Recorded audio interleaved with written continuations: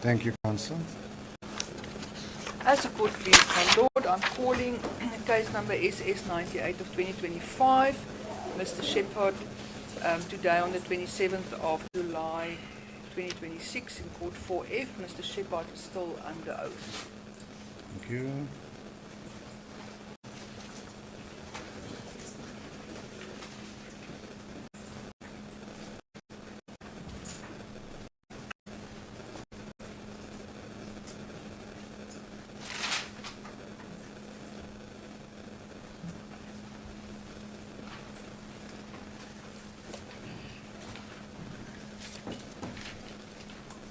Thank you, Mr. Shepherd. Do you confirm that you're still under your former oath to speak the truth? Yes, my lord, I am. Thank you. Give Mr. Hussing cross-examination. Morning, my lord. Thank you. Good morning, Mr. Shepherd. Morning, sir. How are you? Thanks, and you. No complaints. Are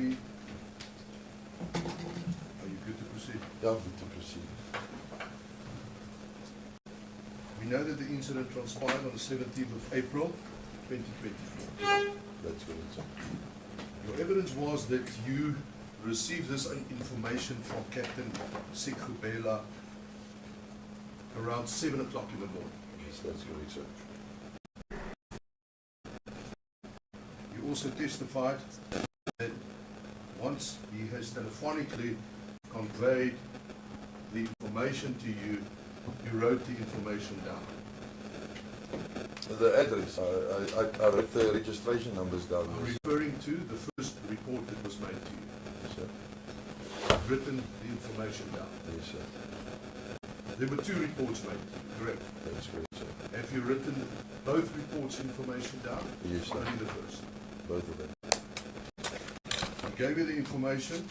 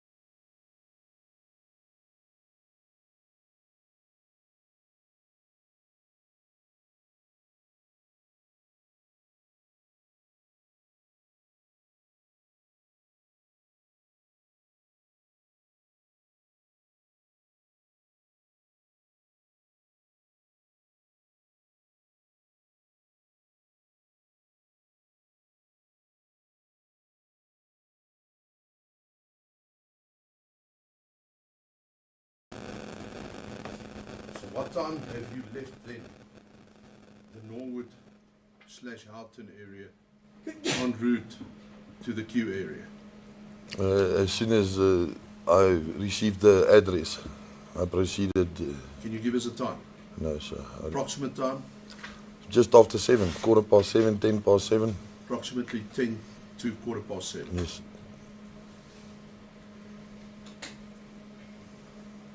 What time did you arrive at 34 Fifth Avenue Q? I'm not 100%. I don't know. How long did it take you to drive there? It could be 5 or 10 minutes, depends on the traffic. So would I be correct to say that you might have arrived around approximately 7:30 in the morning?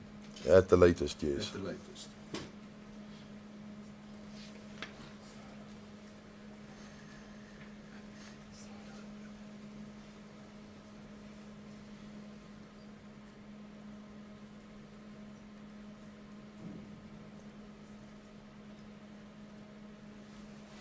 Do you oftenly work with the police?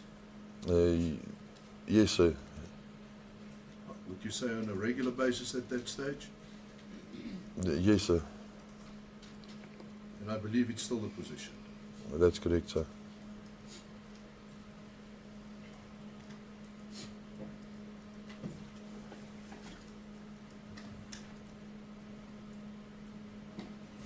Is this now the police in general or only the TRT?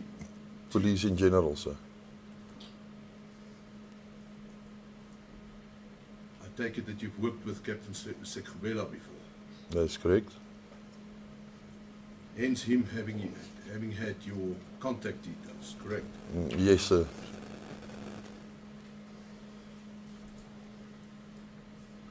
Before the 17th of April, 2024, have you been to this address, 34 5th Avenue Q? No, sir.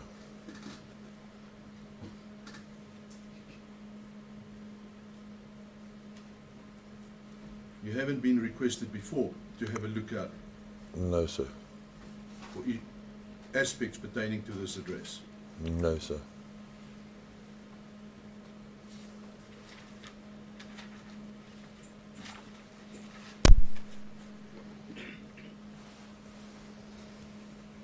Now, when you arrived at this address, your evidence is that you saw the white Mercedes V-Class stationary inside the premises. Yes, sir. Would I be correct to say that at that stage,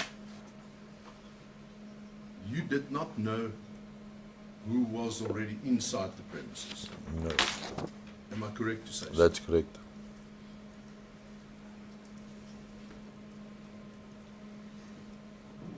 The only thing that you can attest to is when the two occupants in a Hyundai arrived, that those are the people that you saw arriving. No one else arrived. Yeah, no one else. Since the time I was at the property, no one else left or entered the property. Whilst you had a look out on the property. Yes.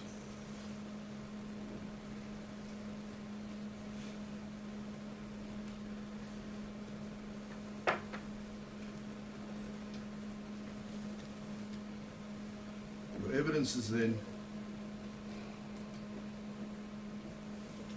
that you drove to a certain parking area or a certain building where the parking bays are situated on the pavement. That's correct. Correct.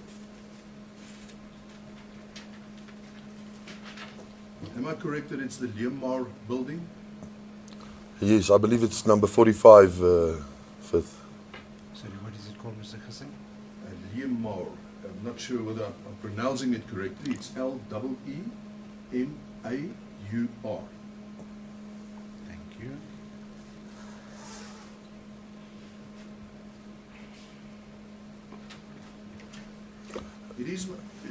It is my instructions that the distance between the parking bay or the parkings on the pavement to the gate and the entrance of 34 5th Avenue Q is approximately 200 meters. 160, 170 meters around there, yes, sir. Is it possible that it can be 200 meters? From where I was parked, I don't think so. Have you measured it? I've measured via visual. Sorry. So, in reality, you cannot dispute. It's a 30-meter difference. My instructions are that it's approximately 200 meters. Okay. Would you accept it? Sorry, Mr. Hassan, just to understand, are you saying your instructions are that this witness was parked 200 meters away from 34, the house number 34? Correct, as per his description of the parking bay. Thank you.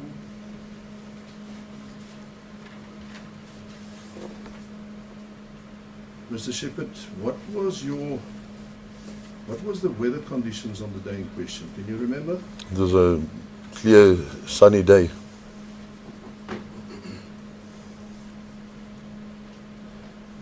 Am I correct to say that this Leemar building is a block of flats? Yes, sir. It's two apartment buildings. There where I was stationary.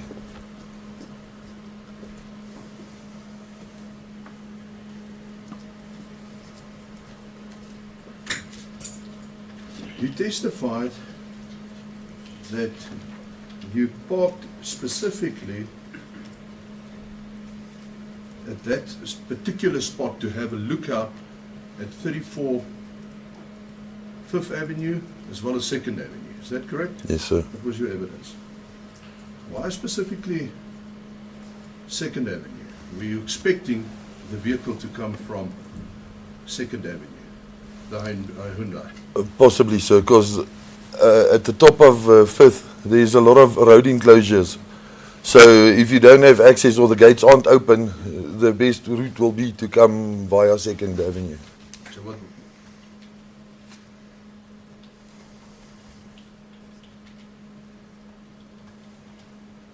Was that then the only reason for you to choose that particular parking?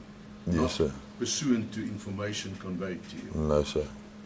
It will be. I chose the parking because it would be the logical place to park for me. If I was traveling towards that address, like I said, the road enclosures at the top of 5th make it difficult to navigate to the address, and that's why I suspected the possibility of the vehicle coming through 2nd would be the easiest.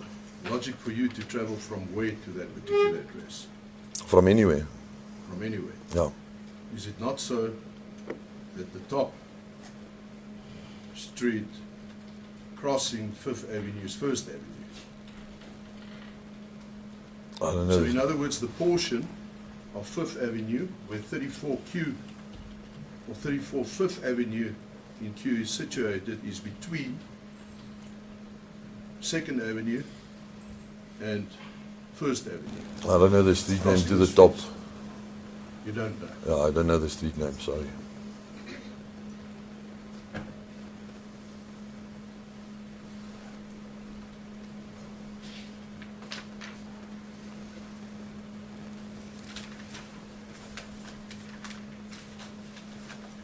So, what was the make and the model of the vehicle that you utilized on the day in question? So I have to go back and see. I used the unmarked pool vehicle. You cannot remember. No.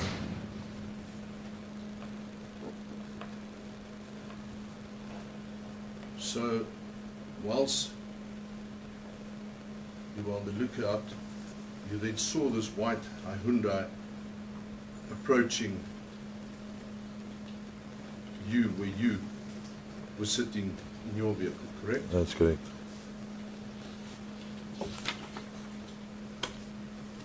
I would imagine that your task was to identify the vehicle, more particularly with the registration number that was provided to you by Captain Sekubela, correct? So in my personal experience, I rather identify the vehicle on the make and the model because people can change the registration plates. So in this process of the vehicle approaching you after the vehicle turned into 5th Avenue, Yes, sir. you had a few tasks. One, to identify the make and model. Yes, sir. Secondly, to identify the registration number, correct? That's correct.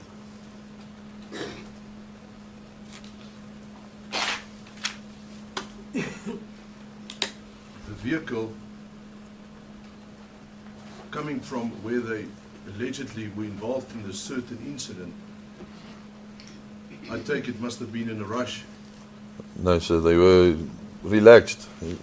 It was a normal, like they stuck to the speed limit. They were actually driving quite slow. You would agree with me that you are in no position to say when we're stuck to the speed limit. Correct. Correct.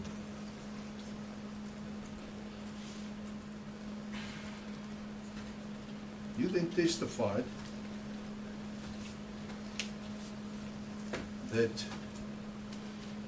when they approached and passed you, you observed the color of the vehicle, the make of the vehicle, the model of the vehicle, the registration number of the vehicle, as well as that the driver's face is muscular in nature and he was wearing mustard colored long sleeve, correct? That's correct.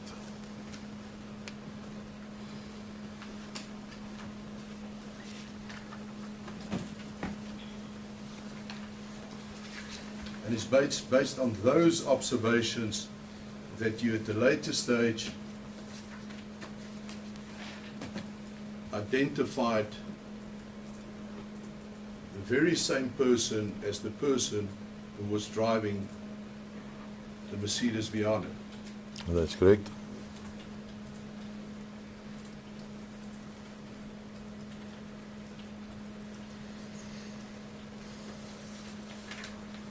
Tell us again, on what basis did you identify the passenger? With a grey long sleeve shirt, jersey.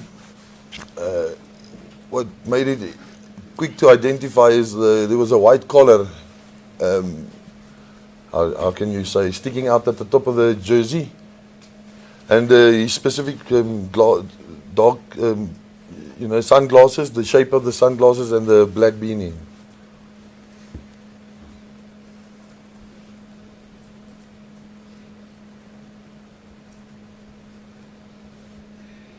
Nothing with regards to the facial appearance of the passenger, No, sir. apart from what you say. No, sir. Your evidence is also that they were traveling in the lane farthest from where you were sitting. That's correct, The sir. opposite. Or rather, yeah, on the second lane from where you were sitting. Yes, the correct? furthest lane from me, yes. Am I correct to say that this process, this exercise of them approaching you, driving past you, must have taken seconds? Yes, sir. 2 or 3 seconds? A bit longer. Tell us. I'd say 7 seconds. 7 seconds. From when I could see the clothing, the description of the driver. 7 seconds. Like I said, I can't determine the speed, but it was slow enough that vehicle traveled relaxed past me. But would I also be correct to say that you first saw the vehicle, That's correct, sir. you then saw, you identified the color, the make, the model, as well as the registration? Was that your first task? Yes, sir. So how far away was this vehicle from you when you were in a position to, in fact, identify the registration number? Quite at a distance. My vision is not too bad. The point where you located, how far is it from the point where the vehicle turned into Fifth Avenue? 170 meters, I would say. So now the vehicle is approaching you. How far is the vehicle away from you when you first noticed, when you were in a position to identify or read the registration number? I'd say 50 meters. 50 meters.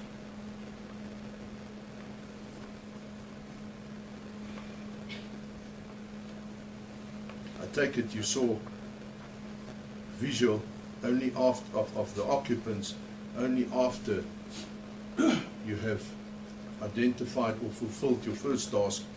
In other words, make, color, make, model, and registration number.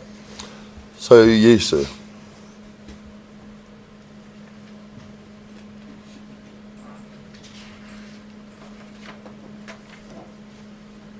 So I take it they must have been very close to you, a few meters away, when you saw, had direct sight of the occupants in the vehicle.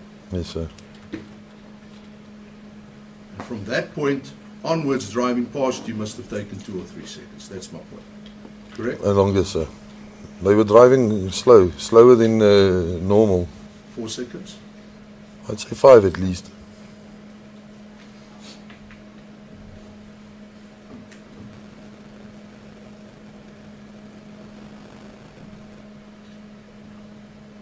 And what is the reason for you not seeing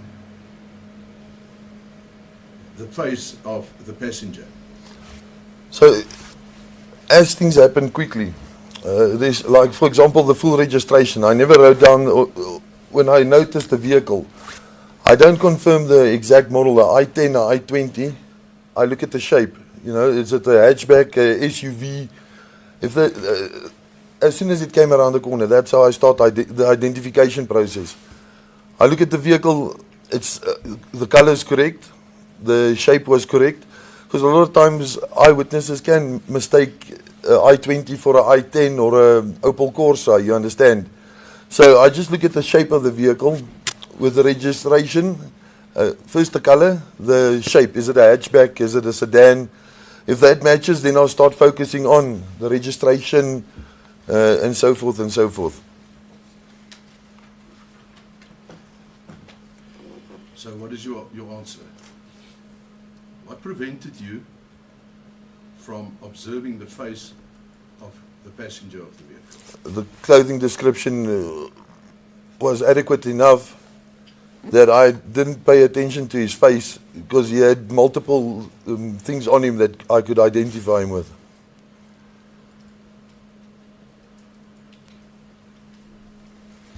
If he only had a jersey on, I'd focus more on his facial features. Was there something unique about what he was wearing? The sunglasses and the beanie. Sir, there are millions of beanies, there are millions of sunglasses. Was there anything unique about the sunglasses and the beanie? Combined with the other clothing, yes. So apart from the color of the beanie and the clothing, there was nothing unique, you would agree? Yes. Thank you.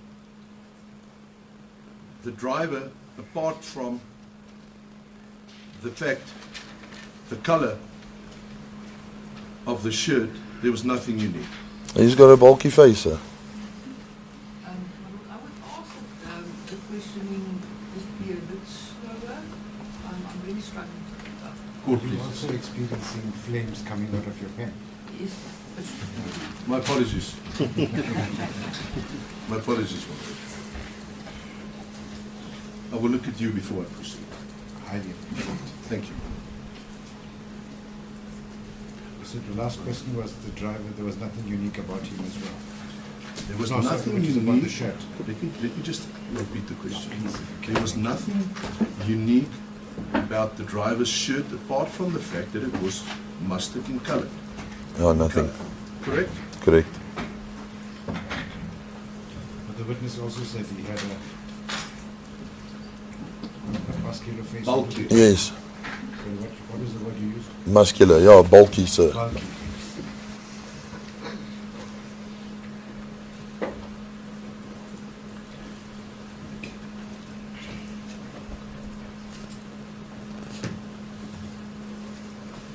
So you would agree with me that there are millions of people with bulky and muscular faces. Do you agree? I agree. I might qualify as well. You agree? Yes. So there's nothing unique about having a bulky or muscular face, correct? Correct.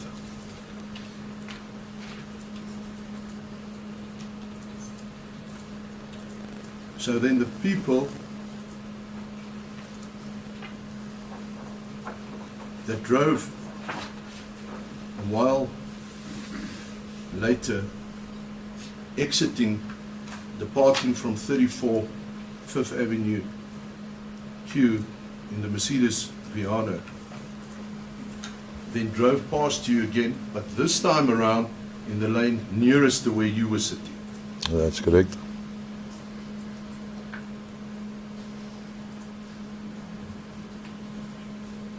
You would agree with me that at this stage then the passenger is the nearest to you. That's correct. And the driver on the other side of the vehicle, obviously driving the vehicle. Correct? That's correct.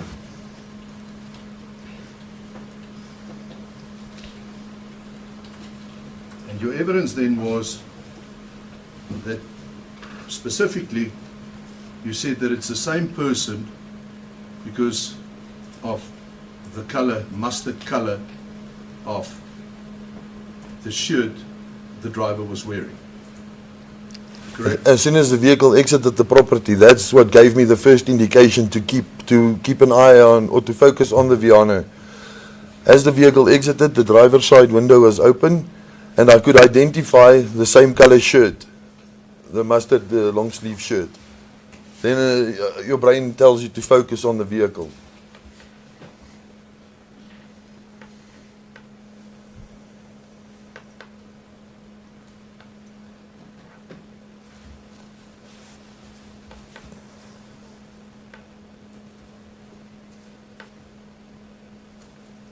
Mr. Shepherd, you would agree with me that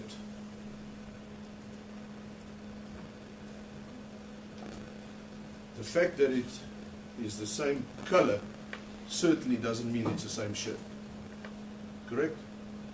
It'll be have to be an identical copy. If so, it was, for example, if it was someone else wearing the same color shirt, it had to be an identical copy, sir.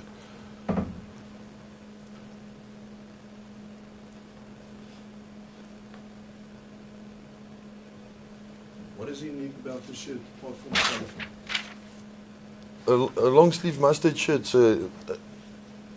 For example, the lady with the white top and the yellow dots.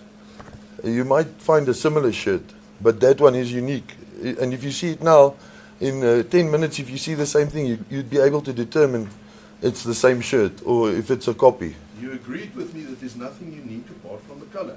And you also agreed with me that there might be millions of mustard-colored shirts. Yes, sir. So, I would like to repeat the question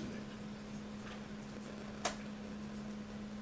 Against the background of the fact that there's nothing unique, you cannot say that it was exactly the same shirt.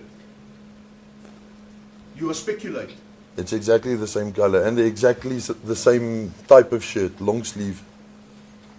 So the type of shirt you define as long sleeve. Yes. And that's why you say it's the same type of shirt. And the exact same color.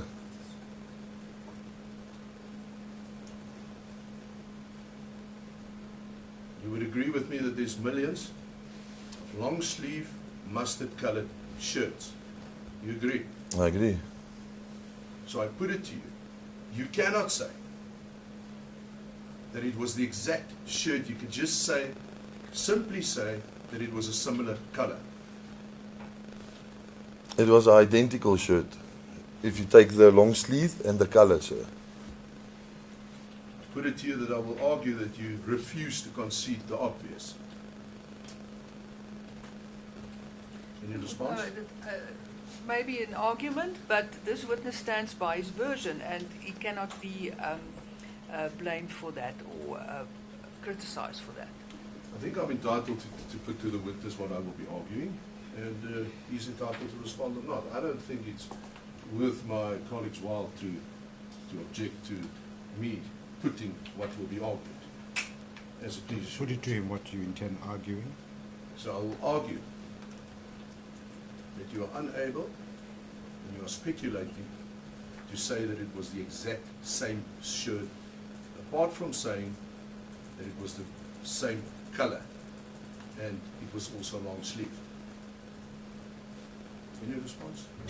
So in my opinion, it was an identical shirt. So it means the same shirt that I noticed enter the property, I noticed exiting the property. So what is of significance to me, Mr. Shepherd, is the fact that when you describe the occupants of the Mercedes Viano, you simply mentioned, I could see the mustard color shirt. So I Did first not noticed. say anything with regards to the face of the driver. You did not say anything with regards to the long sleeve. The mustard shirt was the first thing that I identified when the vehicle exited the property. So as the vehicle approached, look, if I perhaps not wrote it in my statement, but if the vehicle exits the property, like I said in the beginning, it's quite a distance from 2nd Avenue, but there's certain things you use to identify, to be able to identify a vehicle or similar things. When the Viano exited the property, what drew my focus to it was the color of the driver's shirt. As the vehicle, and again, the vehicle drove past me at a relaxed speed. There was more than enough time for me to look at the driver and the passenger.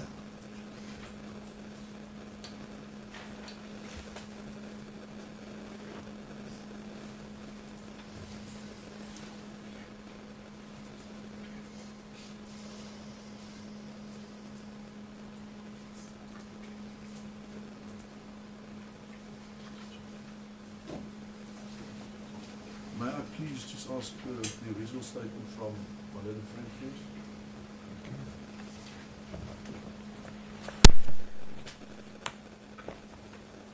The question that I in fact posed to you, the statement I put to you was, when you testified now observing the Mercedes approaching you, you testified that it was with the same people you saw in the white window. You remember that? That's correct. And you then testified that the driver's side window was open and I could see the mustard color shirt, correct? That's correct. We're on the same page thus far. That's correct. So,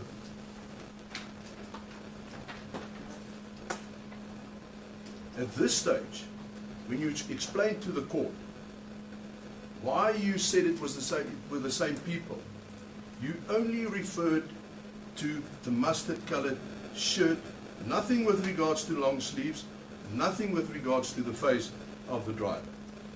Do you agree? I agree. Why not? I did agree. Why? No. Let me put it different. Why did you now not mention the face? Because the face was now not one of the features that you've identified the driver on. Correct. It was only the mustard colored shirt. My lord, like I said, perhaps I didn't write it in my statement, but when the vehicle exited the property, what drew me to focus on the vehicle was that the driver was wearing an identical color shirt and to the cut or whatever you want to call it. As the vehicle came closer at a relaxed speed, I had more than enough time to identify the driver and the passenger through the front windscreen, because the Viano's windows were darker at the back and on the side, but the vehicle was driving at a slow speed. Slow enough for me to be able to identify the gentleman's facial features and the passenger's facial features or the clothing description.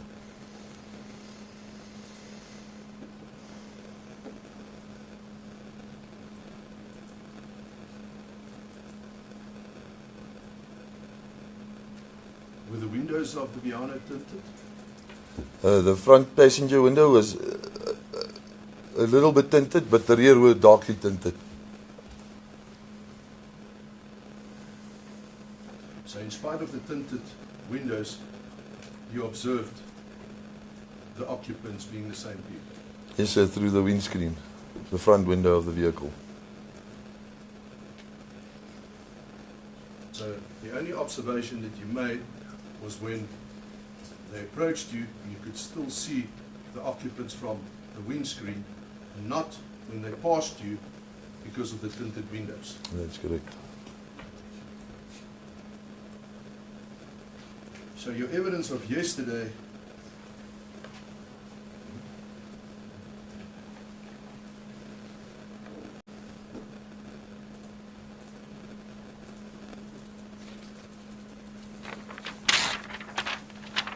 my apologies, not yesterday, Friday, that the windows of the Viano were turned down is then incorrect. The driver's side window was open. You testified on Friday. You mentioned the windows, not only the driver's side. It was on the I-20 where the windows were open. Put it to you, you're contradicting yourself with regards to that aspect of your evidence. Any comment? I stand by what I say. The I-20's windows were open and the Viano, the driver's side window, was open. So what you're then saying is that through the passenger side window, tinted window that was closed, you observed that the driver's side window was open. Is that what you're saying? No, so when the vehicle came out of the property, it came with its nose first. At that stage, the driver's side was facing my direction. As it came out of the property, I was standing down the road. As it exited the property, the driver's side was the right front, the first door I could see. From there, I could see the window was open, and that's how I identified the color of the shirt.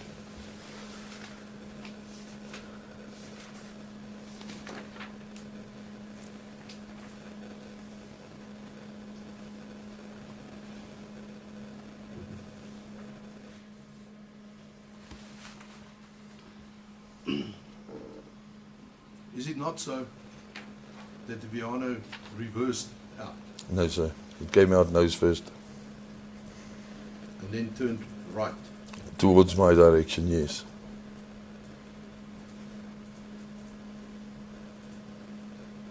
So your observation at that stage must have been a second or two, the duration. Observing the occupants through the windscreen. No, sir. Longer. So tell us how long. At least 5-7 seconds, sir. I say again, the vehicle was traveling slow enough that I could correctly or positively identify the description of the driver and the description of the passenger. So in spite of having observed them 6 or 7 seconds as per your testimony, you don't mention to the court that is the very same person, the driver, that I saw driving down Hyundai as a result of his facial feature being bulk or masculine. You don't say that. Why not? Maybe by implication he didn't say the precise words, but the implication of his evidence in chief specifically was that it was the same person. And I've just, because my learned friend is rushing his cross-examination, we don't have time to check the record, but I've checked the record now. This witness specifically said on Friday that the Viano's driver's window was open and I could see the shirt. The same passenger was in the Viano. So his version throughout was that the two occupants of the I-20 was the same as the two occupants of the V-Class. Mr. Hassan? My Lord, with regards to the windows, I'll have to leave it for argument. I have it as the windows that were scrolled down. I'm referring to my Can my learned notes. friend just give me a chance? I've given her a chance. Yeah. Let me So, with respect, that in accordance with my notes, and I've checked it with my attorney as well, his evidence was that the windows were scrolled down. Of the VR. both windows. Perhaps we can seek guidance No, from you. the evidence as it was given by the witness is that when the motor vehicle exited number 34 Fifth Avenue, the driver's window was rolled down. Through the open window, the witness identified the mustard shirt. When the vehicle drove down the road towards him, he was able to then identify the occupants of the motor vehicle through the front windscreen due to the fact that the front window was tinted and the rear ones were tinted even darker. So when the Viano drove past this witness, as he was sitting outside at a relaxed speed, he had the opportunity to look at the driver. He was able to look at the sleeve or the color of the shirt, and then the vehicle drove off and he followed it. That's correct, Your my Lord. But Mr. Hassan, can I just perhaps maybe inquire? I don't want to stop your cross-examination, but I just Yes, want to Lord. understand as to where we are going with this. My Lord, with regards to the requirements that the state has to fulfill beyond reasonable doubt in terms of Section 40, in terms of Section 20, in terms of Section 21, 22, reasonable grounds. I have to test the evidence of this witness pertaining to the identity aspects. And I will also now put the version of the accused with regards to these aspects. Thank you for that. Thank you. May I continue, Mr. Hassan? Thank you. So, Mr. Shepherd, just to conclude this aspect, the reality is you identified the driver of the Viana as a result of the color of the shirt he was wearing. Correct? So if you listen to what I explained, what drew me to the Viano, what drew me to focus on the Viano, is when it exited the property at number 34 5th Street, or 5th Avenue. When it exited the property, what drew me to focus on the Viano was the color of the driver's shirt that I could see through an open window. Then I started focusing on the Viano to confirm whether or not it is the same occupants of the I-20 that passed me earlier. So if you can listen to my question carefully and attentively, my question to you is that it was the color of the shirt that made you to identify and to think it's the same person. I didn't think, sir. I could see, as the vehicle approached, I could see that the facial features, the bulky face, and the passenger are the same people that I noticed who passed me, who entered in the I-20. So my point, Mr. Shepherd,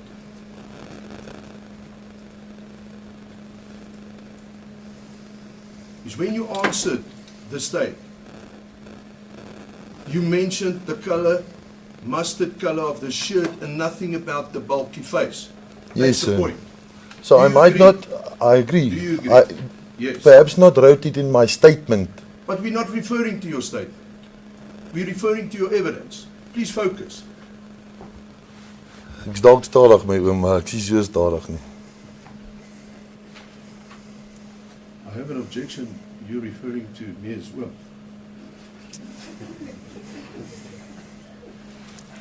Are you now preferring to speak Afrikaans or English? No, sometimes my English is not too excellent, but I do No, my your English best. is good, sir. I do my best. Your English is good. Let's proceed. So you don't want him to refer to you as well? I would first like to determine the witness' age.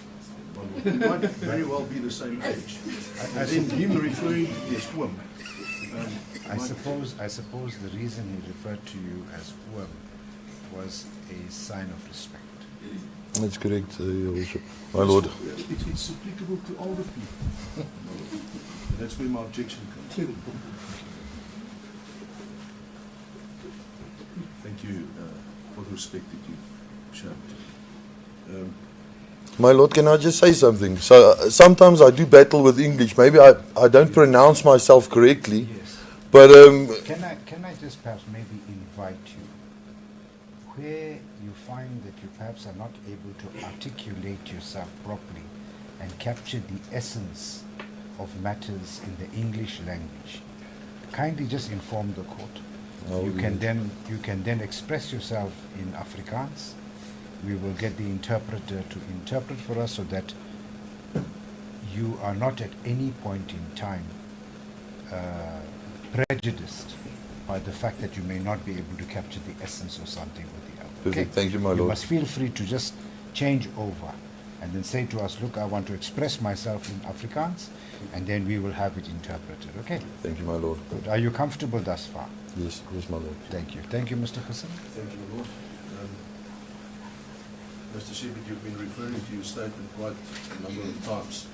Are you referring to the statement that you deposed to that is filed in the police document? Was that the statement that you referred to? Yes, that's correct. Can I just show you the statement? Can I just have the assistance of court orderly, please?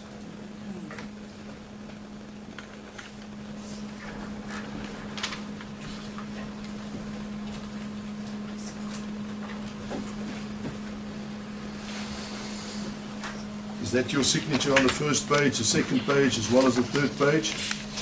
That's correct. Is that your statement? Can I quickly read through it? You can.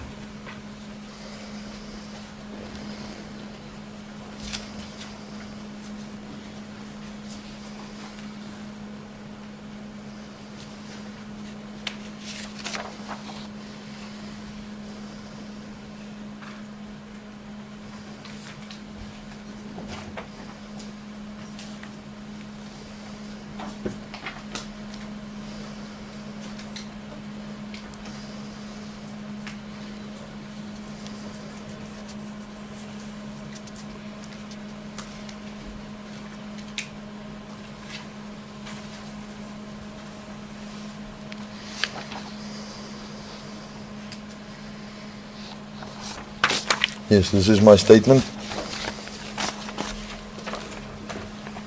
You've read the contents now. Do you confirm it under oath? Yes,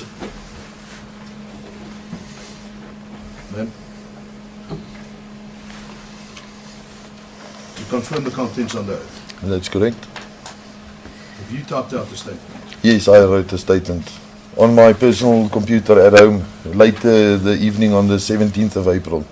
And when 17th of April, the very same day of the incident, That's correct. Later that evening.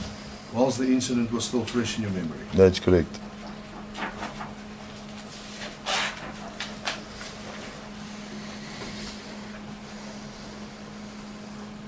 Does your statement contain a description of the driver of the Hyundai and the driver of the Mercedes Viano,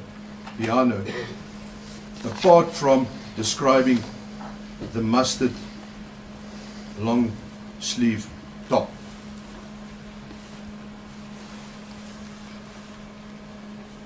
Oh, so you're only talking about the driver now? Yes. No, the only thing I wrote in my statement was with regards to the mustard shirt.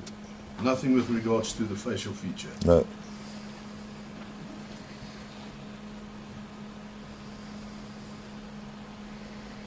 Before you testified, we know that this matter has been in the media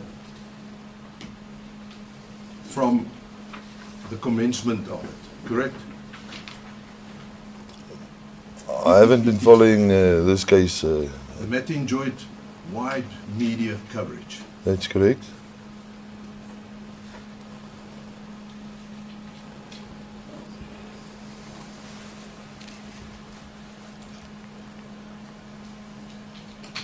And you also saw accused number one That's correct. in On the accused day. dock, in the accused dock during the proceedings. Yes, and I saw him on the day of the arrest as well.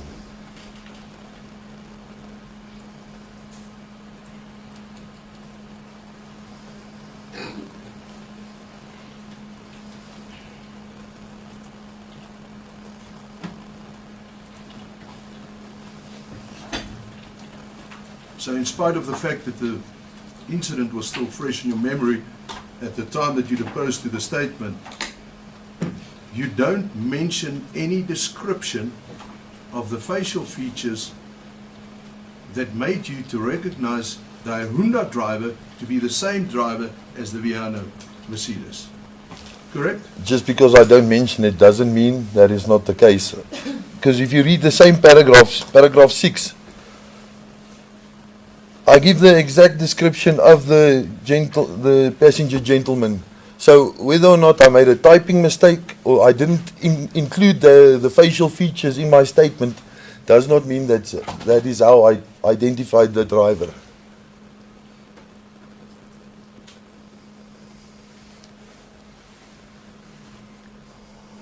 Now this is paragraph 6 of your statement, Yes, correct? correct. Now you were busy describing on what features and on what basis you made your identification. in paragraph 6, is that correct? That's correct. And we know that now that you omitted saying anything with regards to the bulk or the muscular face, correct? Correct.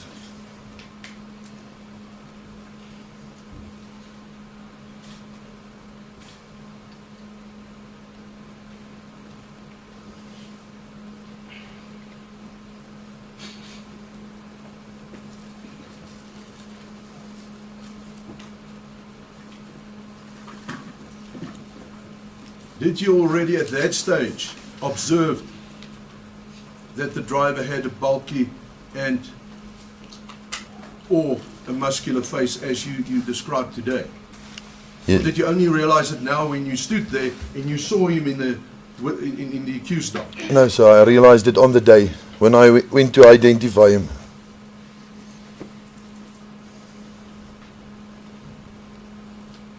The exact same person that arrived at that property in the Hyundai i20 is the exact same person and passenger who left the property in that Viana. Yes, you've answered the question. Thank you, sir.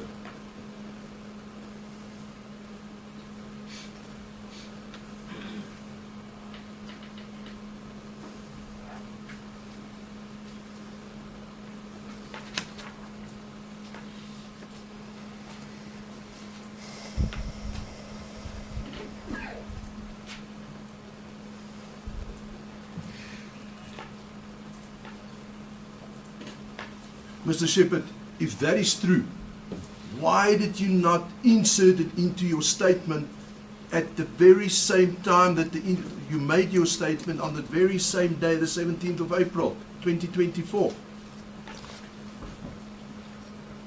I accidentally left it out. My lord, I never wrote regarding the weather conditions in my statement. I never mentioned anything about the weather conditions in my statement, but does it mean it was not shiny and clear skies day? Unfortunately, it's a mistake on my behalf that I did not include the describing his face. Let me put it to you. Or just write down what you've said. Let's keep it sentence by sentence.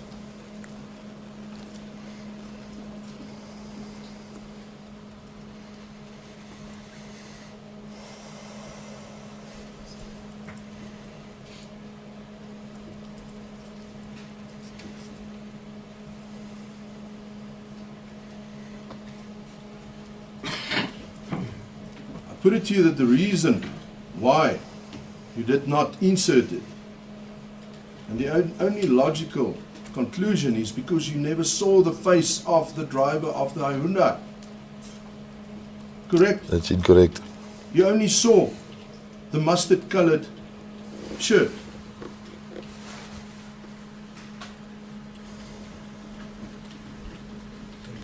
The council portrayed that you only saw the... That's incorrect, my lord.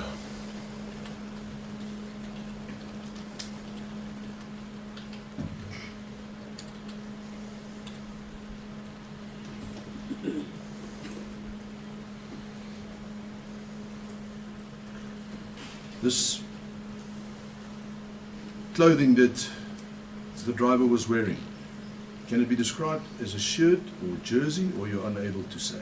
The mustard colored the mustard, it could be a long sleeve jersey. jersey. Yeah, a sweat, like a tracksuit top, a material tracksuit top. That's what I would, if I look at it from my point of view, it looks like a tracksuit top.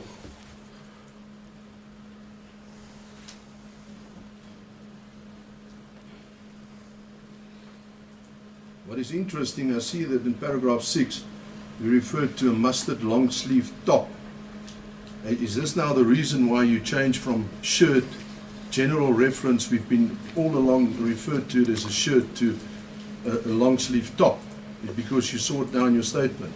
So, sir, can I, like I said, my English isn't good. I can go write my statement in Afrikaans, then I will give the correct pronunciation to each of the clothing items, if that would suit you. Are you being sarcastic, sir? No, sir, I'm telling you, I can rewrite it, then it will, the pronunciation will be perfect. If I can write it in Afrikaans, then the pronunciation will be perfect. Mr. That's a fair comment to make to the witness. He was simply explaining himself. He was not being As it sarcastic. is issue, yes. Thank you, my lord. Mr. Shepherd, so you didn't answer the question. Is that why you're now referring to the top? Because you saw it in your statement? No, sir. It's an easy, very easy question. Is that why? No. I see. Now, as you know, I represent accused number 1 in the proceedings. Now, it is my version, it is my instructions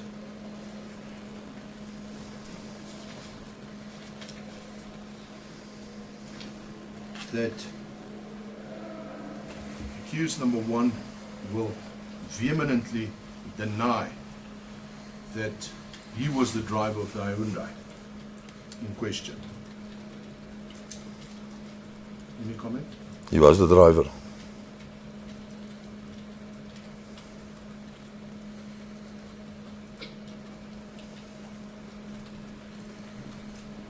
He will further say that in fact he was resident at number 34 5th Avenue Q,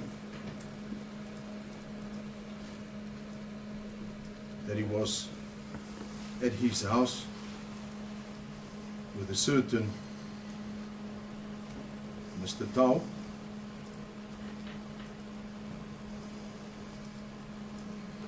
that he received. I just want to make sure I understand it fully. He's saying that on the day, he and Tao were present inside the house. Yeah, what he put to me, he was resident at number 34 5th Avenue, and he was at his house with a certain Mr. Tao.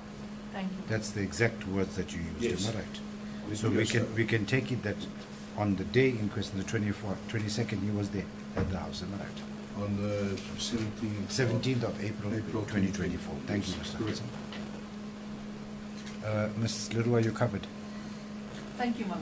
Can I quickly approach accused number 1? Please, you can. Thank you.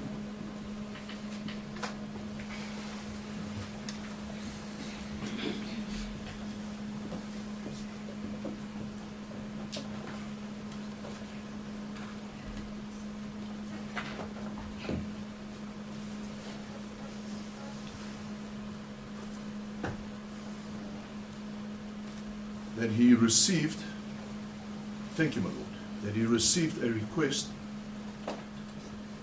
for assistance of one of his friends who had a flat tire. You wouldn't be able to comment on these aspects, but Sorry, one you are second. welcome to comment.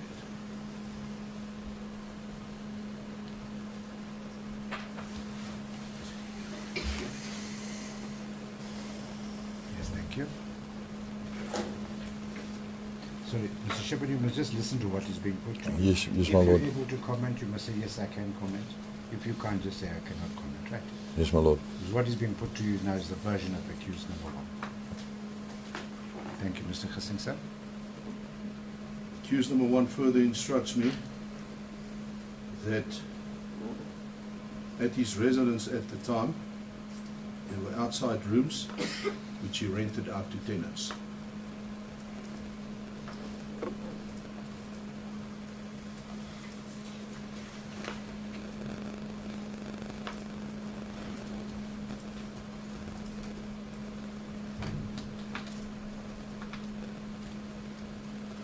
One of his tenants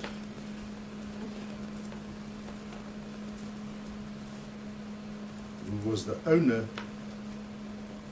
of a white Hyundai i20 motor vehicle by the name of Gift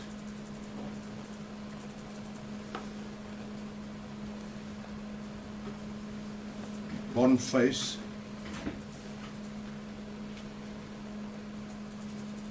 Ngondo,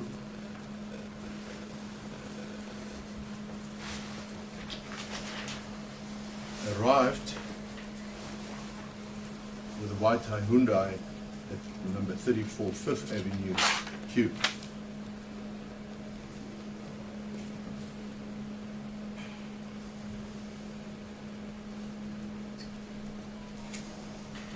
He saw the arrival of that white Hyundai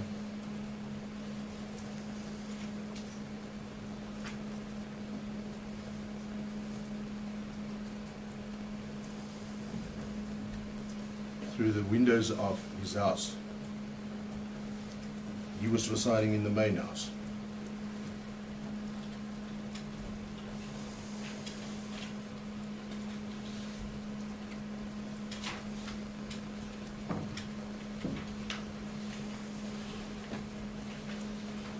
He and Mr. Tau got into the vehicle, the Mercedes Viano.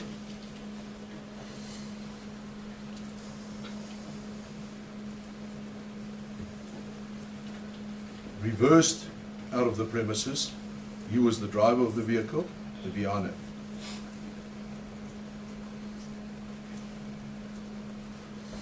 And drove to a friend's house, in 8th Avenue Q, where he and Mr. Tau was ultimately arrested by the police, inter alia members of the police, to the house of a friend who assisted them with the rim mag, one Mr. David Matlala. Can you just repeat that? His friend assisted with the magazine? Of one Mr. David, For Mr. David premises of Mr. David Matlala. at the premises.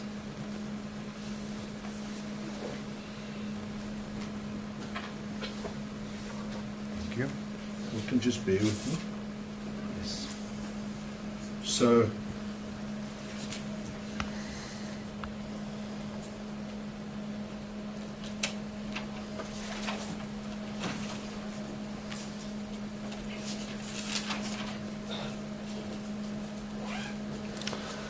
let's proceed. You indicated, Sorry, 1 second. Is that the version you put to him? I will elaborate at an appropriate time on the we just, version. yeah, can we just get the witness? You've heard the version thus far, which is that. Can you remember what was put to you? Yes, my lord. Right. Now you've listened to it. Yes. Can you comment? Do you want to comment or make any comment in relation to that? Yes, my lord. I just want to find out, is accused one and Mr. Gift related? No, You're sorry. He's just put a version to you. Just answer the version if you are able to. My lord, I don't know if it's the Can you correct... remember? Can you remember the version? Yes, my lord. But I just want to say, if the Mr. Gift and Kakana were identical twins, then I'd concede that I've made a mistake. No, but you just answer what is put to you, that accused number one was resident at 34 5th Avenue Q, and he was at his house on the 17th of April 2024 with a certain Mr. Tau.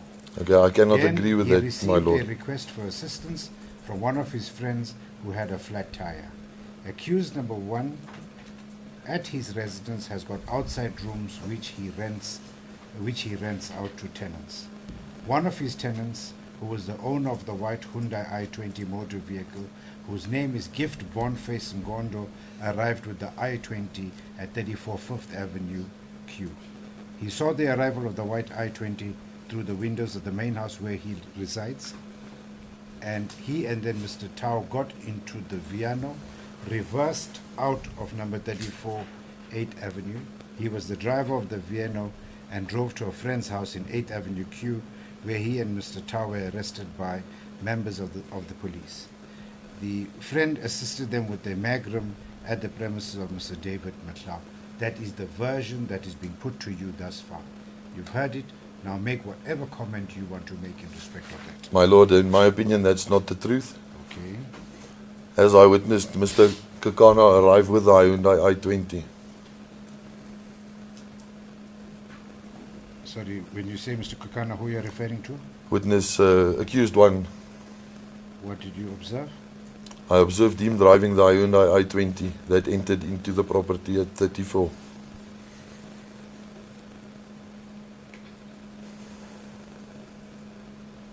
Yes, carry on.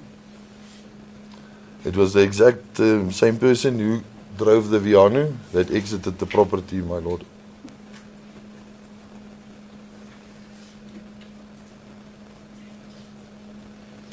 And the vehicle exited nose first.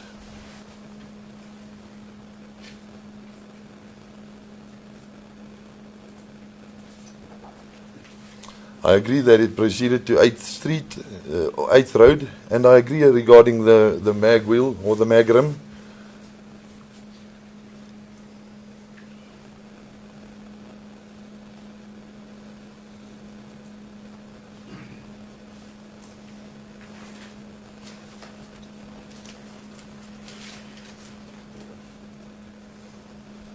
You're done. Yes, my lord.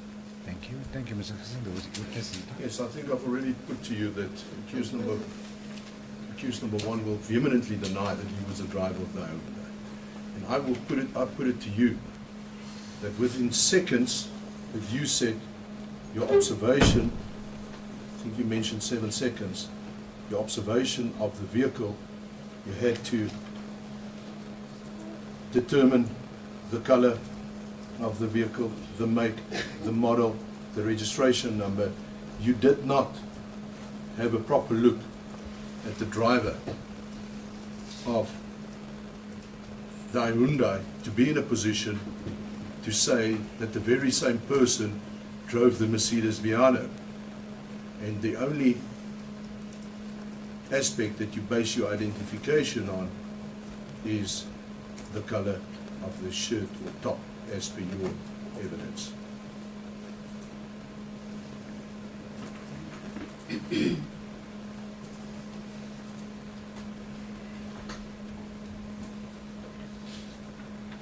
Thank you, Mr. Shepherd. Do you have a response?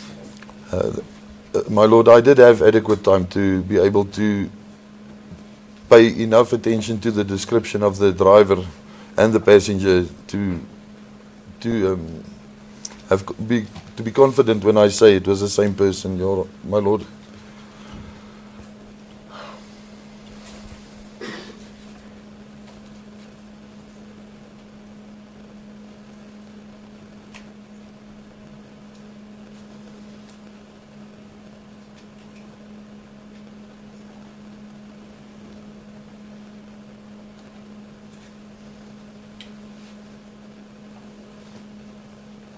My further instructions are that the vehicle belongs to, Mercedes Viano belongs to Mr. Tau. Although accused number one was the driver, they drove then to 8th Avenue. Q.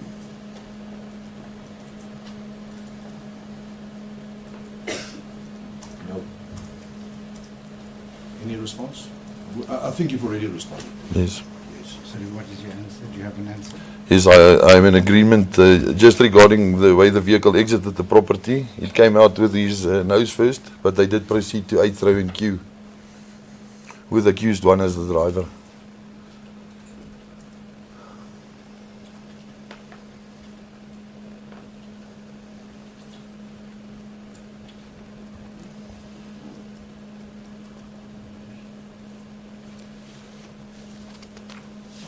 So you testified that you followed the vehicle and you stopped a distance away from where the Mercedes Viano came to a stationary standstill, correct? That's correct.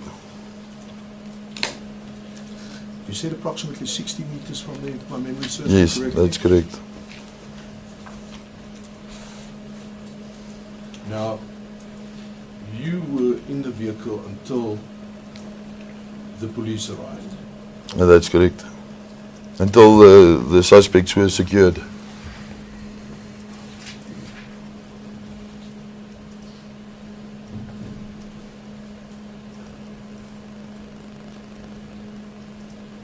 Was the traffic police also present? Gauteng traffic was present. I saw members with Gauteng traffic uniform. So, if I then get you correct, members in traffic uniforms, members in police uniforms, members in civilian clothing, No. people or members in civilian clothing? I know later on police officers like the detectives and whoever, they arrived on scene and they didn't wear uniform.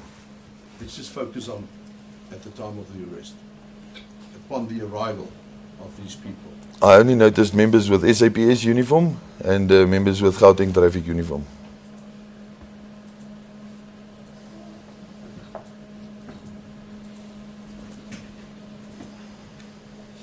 Now you indicated that you remained in your vehicle whilst the suspects, in your own words, were restrained. That's correct.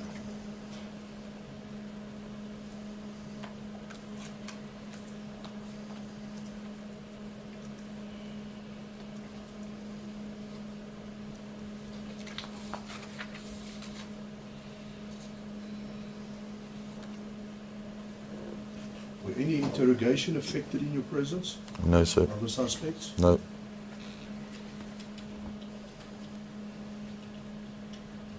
Any searches? No, sir. Were the suspect searched? Was the suspect searched I don't know, sir.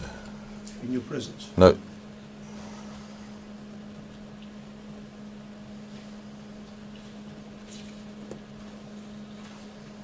So even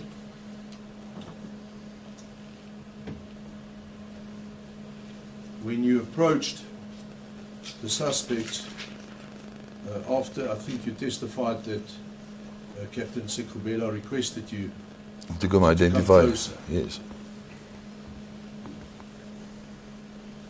Any interrogation? No.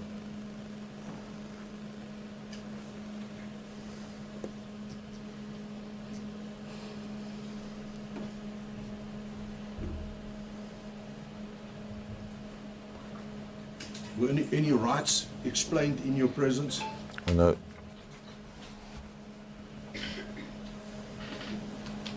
So,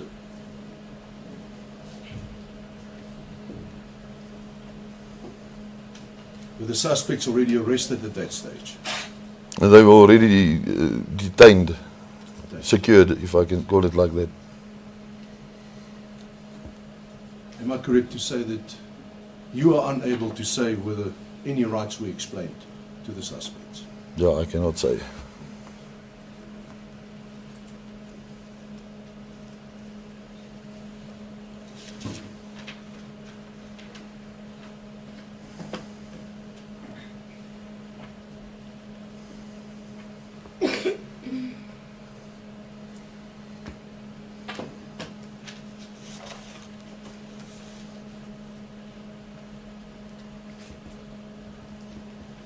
Or could you just bear with me?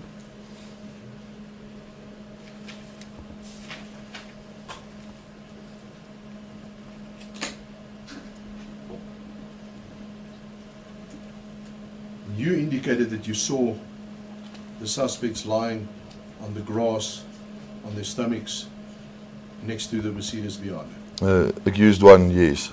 Accused two was in a seated position. He was, where I identified that mark where he was placed, he was more on his back, but he was like slumped like this, my lord. Yeah, accused number two. He wasn't flat on his stomach. Accused number two, the second suspect. Oh, the second suspect, yeah.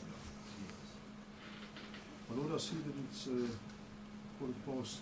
Can I just find you you still have a long way to go? I wouldn't say a long way, but I still have a way to go. I prefer to just take the short journey. I would suggest that. Thank you. You can put your name. Thank you.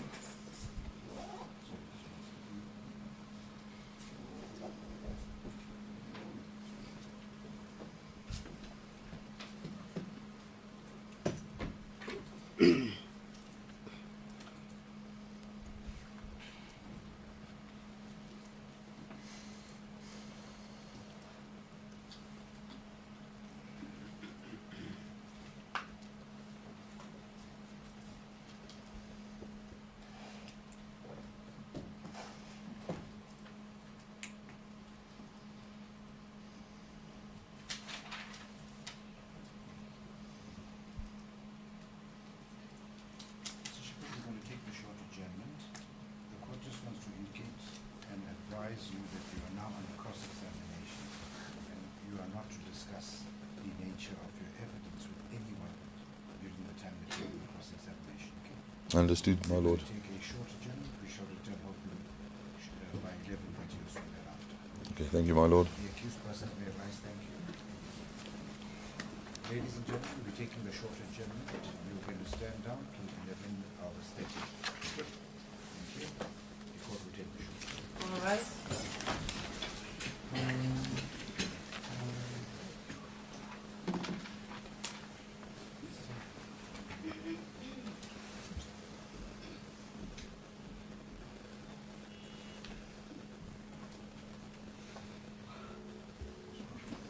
Let me go check what's going on.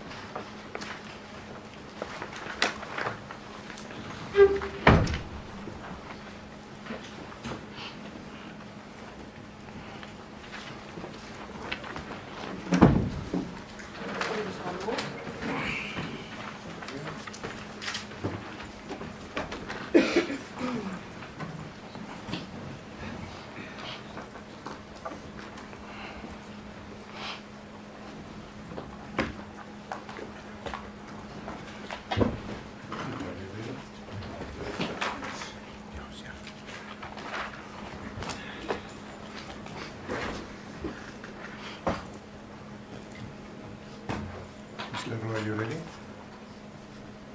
Thank you, my lord. Ready, thank you. Yes, are you on record, Mr. Shepherd? Do you confirm that you are still under your former oath to speak the truth in terms of the oath that you have taken? I confirm, my Thank you lord. most kindly. Thank you, Mr. Singh, sir. Court pleases. Thank you, my lord.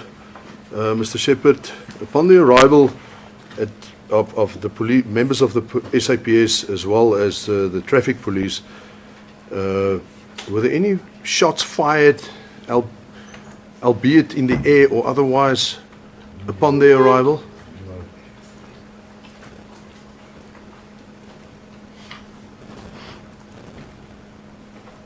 Accused number 2 instructs me. Sorry? Oh, my apologies. Accused number 1 instructs me that upon the arrival of the members of the SAPS as well as the traffic police, a member of the traffic police fired 2 shots in the air whilst they were told to get out of the vehicle and to lie down. No. So Not you that I say- saw. You say a member of the Traffic police. traffic police, eh? Just 1 second.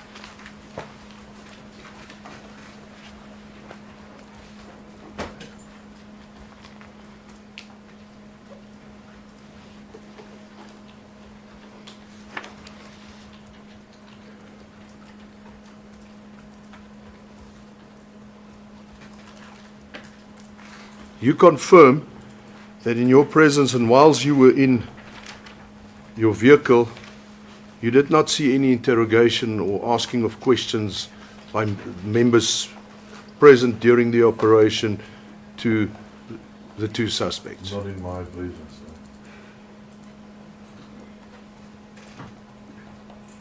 No. You testified during evidence in chief that I was still seated in my motor vehicle. It sounded like they were asking then questions, but I don't know what. They were having a conversation, if I can put it like that.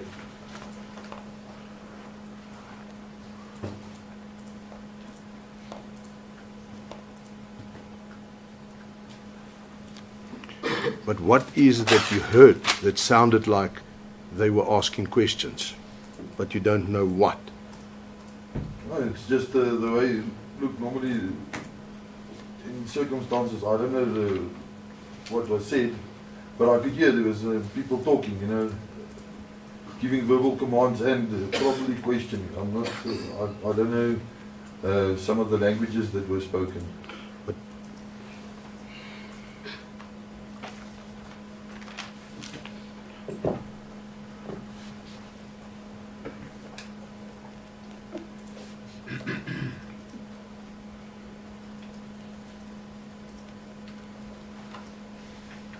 Mr. Shepherd, but don't you think what you tell the court now is in conflict with what you told the court now earlier during cross-examination, that no questions were asked, not that you were what you were aware of, no interrogation took place?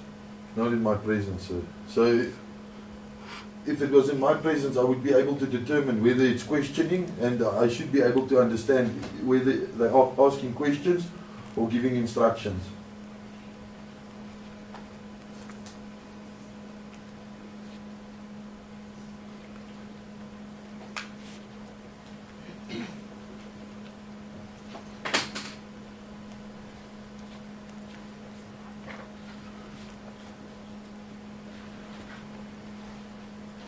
But what did you then mean when you testified in evidence in chief, when the prosecutor posed certain questions to you, when you said it sounded like they were asking them questions but don't know what?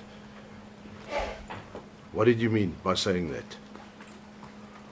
The way the instructions, or the way the members, like I know for example, Alapanzi means lay on your stomach or sleep.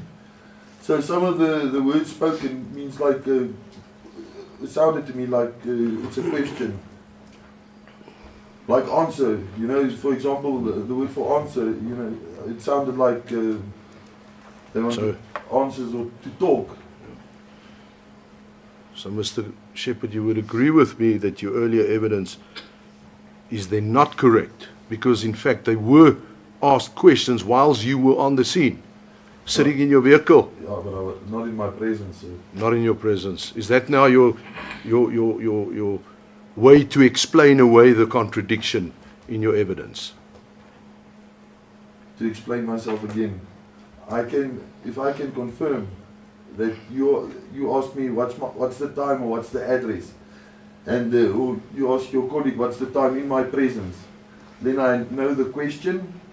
You know, I should be able to determine the question and the answer.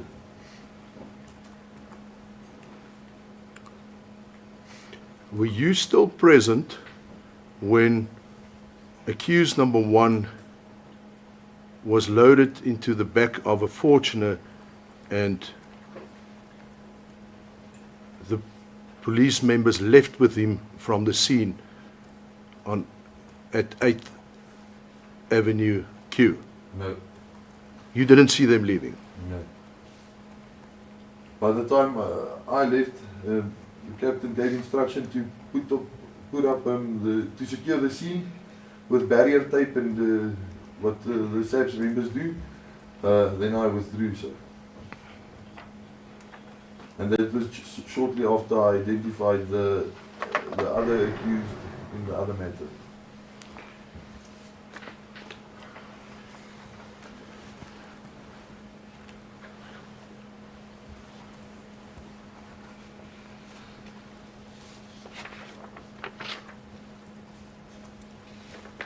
You testified that you returned to the scene to bring the officers cold drinks and beverages. I think you said around lunchtime, if I'm not mistaken. Correct.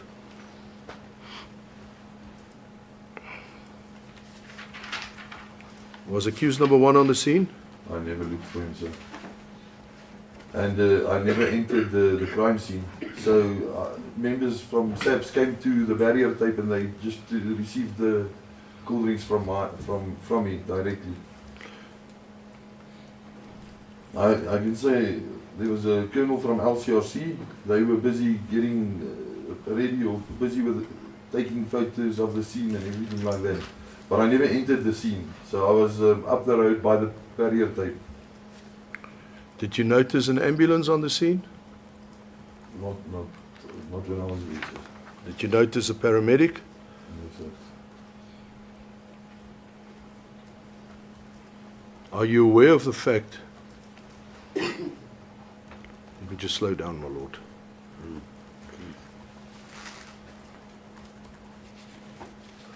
Are you aware of the fact that on the very same day, accused number 1 received treatment, medical treatment from a paramedic, and was subsequently taken to hospital and subsequently admitted in hospital, in the Edenvale Hospital, the very same day?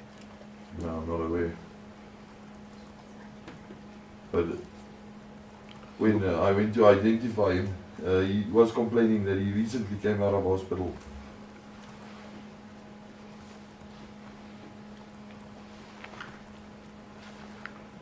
Just for your information, the defense is in possession of hospital and medical reports indicating that, the court can just bear with me,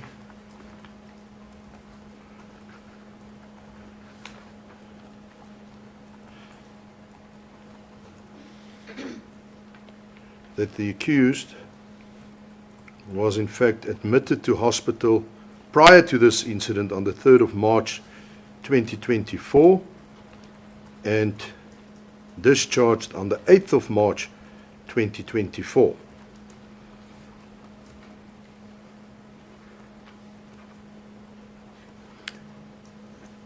And this incident thus transpired more than a month after his discharge from hospital. Just for your information. Any comment? Well, I only That's also my instructions. He only mentioned he recently came out of hospital.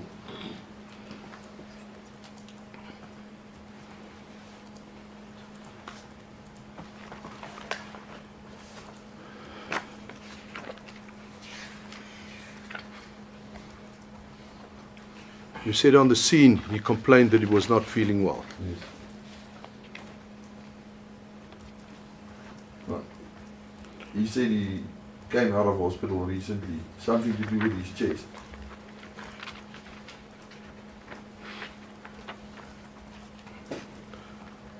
Do you have a copy of the photo album Exhibit F in your possession? My learned friend for the state referred you to it during examination in chief. Yes. Can I just refer you to photo number 379? Yes.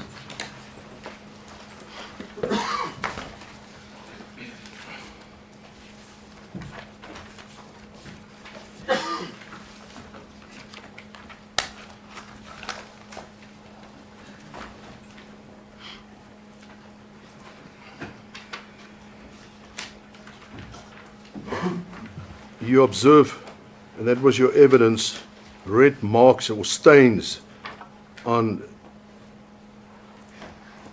whether it's a jersey or a top, that you referred to as the top. You confirm that? I never noticed any blood. No, you confirm that it's on the photo. Yeah, it's on the photo, yes. But when you saw accused number 1, in terms of your evidence, there were no such red marks that appeared, as you testified, to be blood stains or No, not that I could marks. see. Did you see the front of his top on the day in question? I saw his face. So what happened is he was laying on his stomach. SABC members turned him around, so they came, basically stand behind him and just turned him onto his side. So I could see his face and, for example, this part of his jersey or top, but I never saw blood. He wasn't stood up in front of me or anything like that.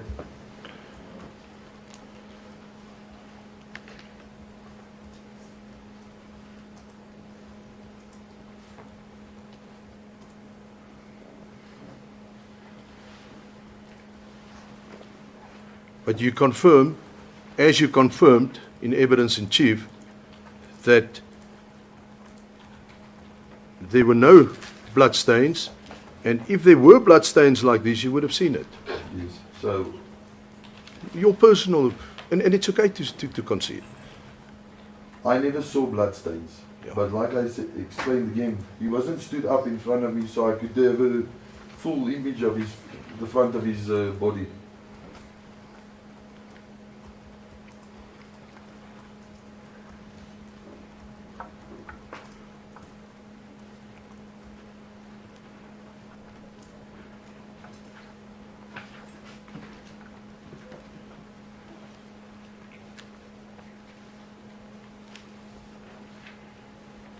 Can we agree that you would have seen at least some of the stains if it were there at the time that you saw accused number 1? Yes, if he was stood up, yes, I would have When seen you it. observed him, sir? No, sir. I explained already. He wasn't stood up in front of me. So what the members did, they turned him, they lifted him basically to his side. Then I could confirm it's him.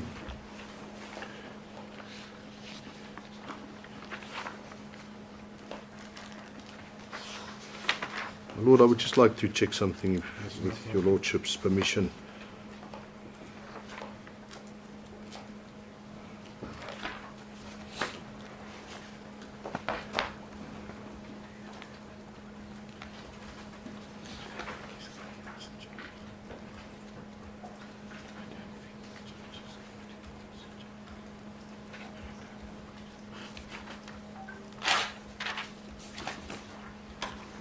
Yes.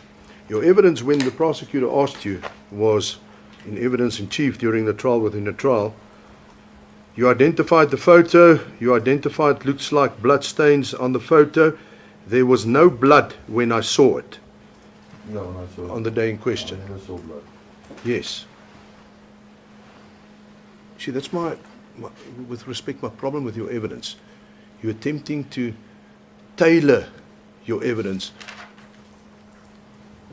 as you attempt to anticipate what the next question is. No, sir. Nevertheless, that's what I will argue. Now, it is my instructions from accused number 1 that he never saw you on the day of his arrest of this incident at 8th Avenue Q. You never came up to him and identified him in the manner that you explained.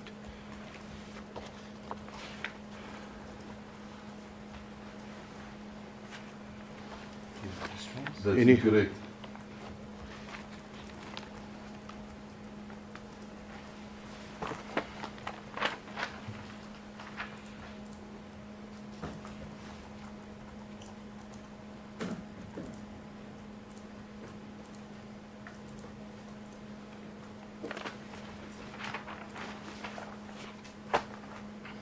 Have you heard any conversation between Sekubela, Captain Tsotsetsi, and any of the suspects on the day in question?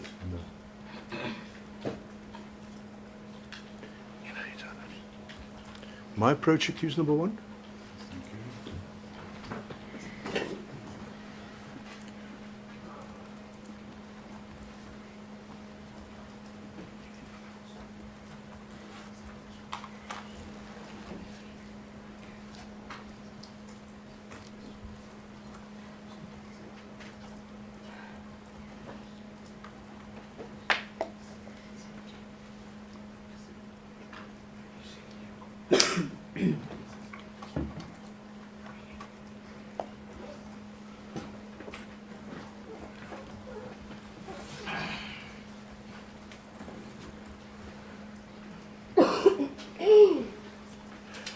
Your earlier evidence was that during evidence in chief that you told Captain Sekubela, or rather that you overheard accused number 1 telling Captain Sekubela to take it easy on him, that he was sick and complaining of the coughing, That's and he correct. spoke English. That's good. So it's not correct that there was no conversation or discussion at all, correct? Apart A from that. discussion of two people talking. Do you agree?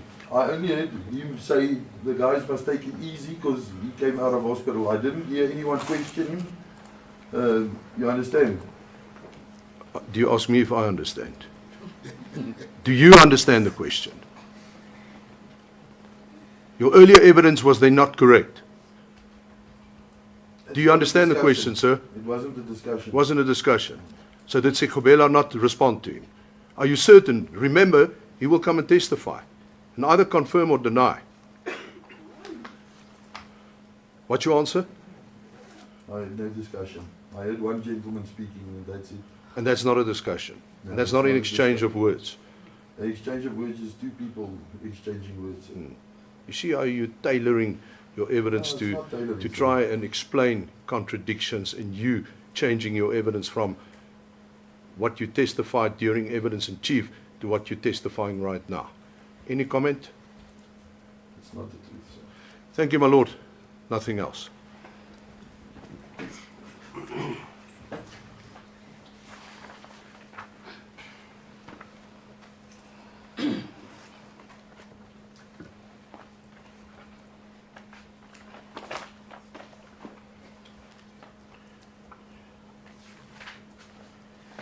Any cross-examination by accused number 2? I have no questions to this witness on behalf of accused number 2, my lord. Thank you.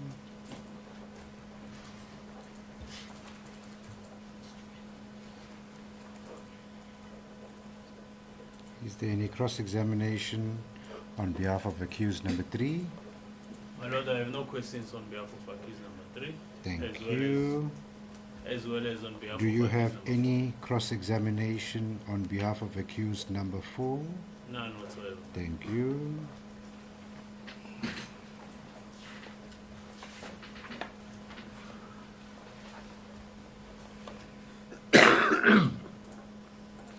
Any cross-examination on behalf of accused number 5? No cross-examination. Thank you.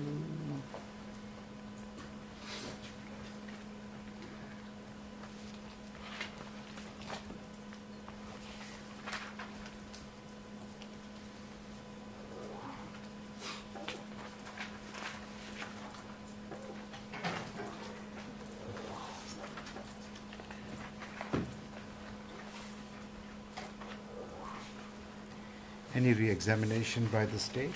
Thank you, my lord. And just one aspect. Thank you.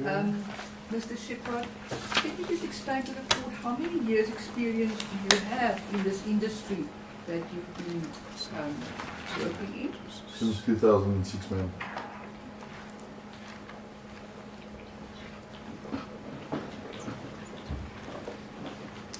And I know it's 20 years of experience that we're talking about here, but can you tell the court, in general, how many or how much experience do you have in making observations of motor vehicles and individuals in your line of work? It's basically 90% of my day is with regards to observation of vehicles or possible suspects, ma'am. Thank you, my lord. No further questions.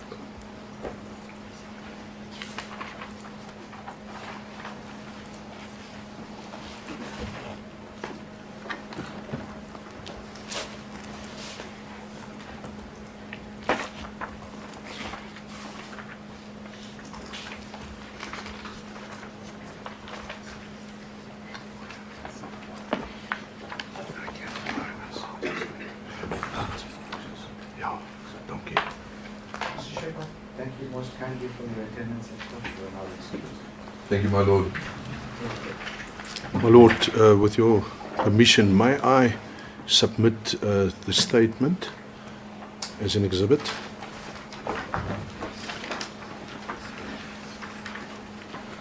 You can just...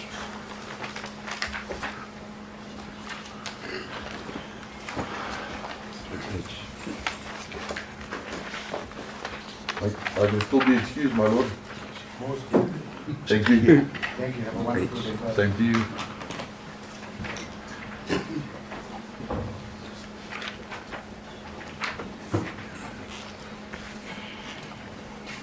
Het was hier. The formal ground supposing. This would be Exhibit H. Court pleases. Thank you, my lord. Correct. The statement of one Christian Frederick Shepherd under Bramley Cash 14904/2024 is duly accepted onto the record as Exhibit H. Thank you.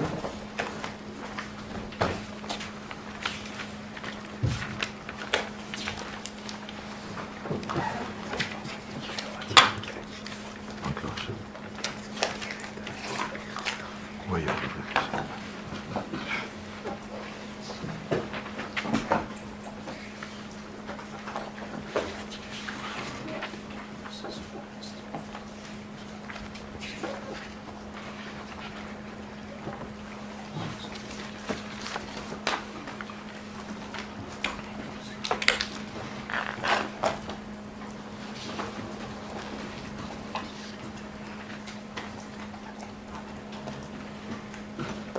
so much. Thank you, Ms. Lulu.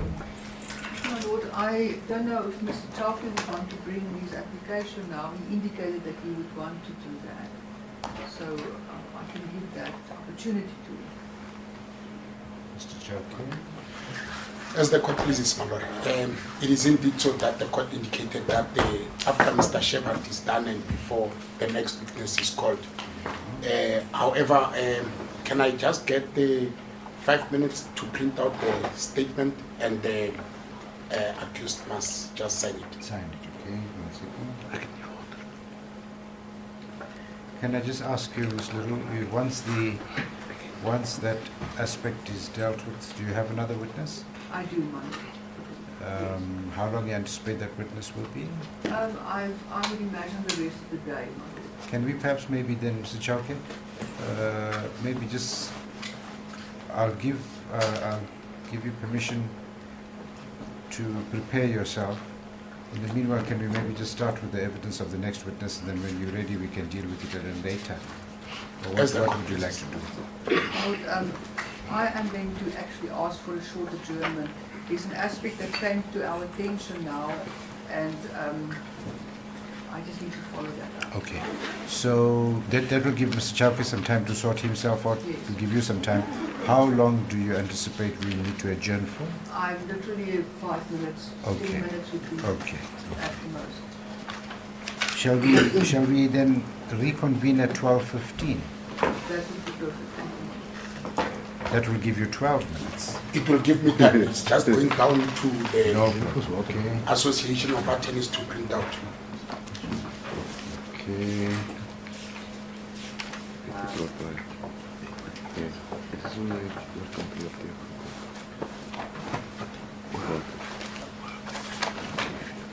Genoeg water. Dat is een vraag. Ja, serieus, dat is oké.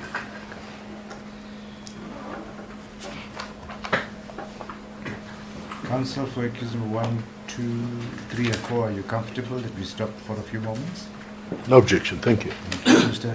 Mr. Grovier, any objections, sir? No objections, my lord. No objections, my lord. Thank you so much.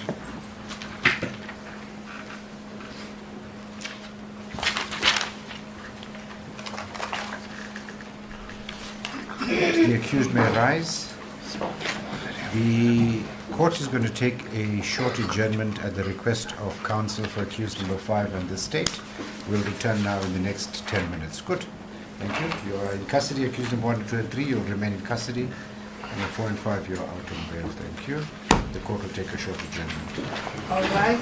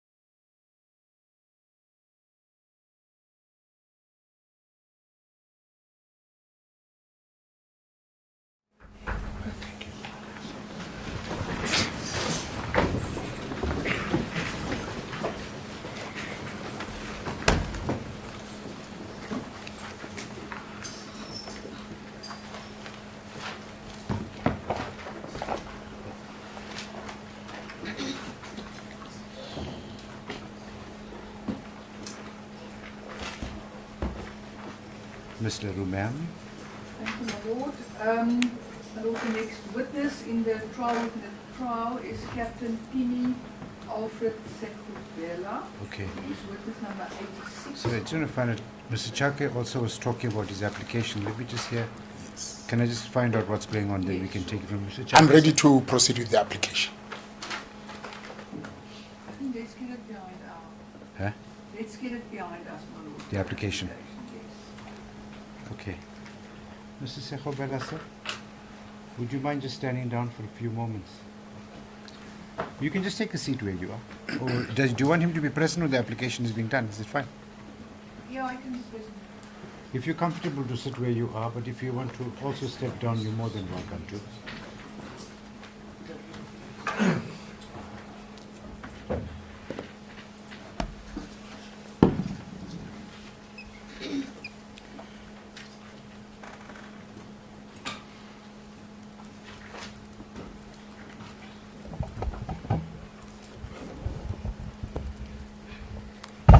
Just before we proceed with this application, this morning when we started, I actually omitted to find out as to where counsel for accused number 3 and 4 is today.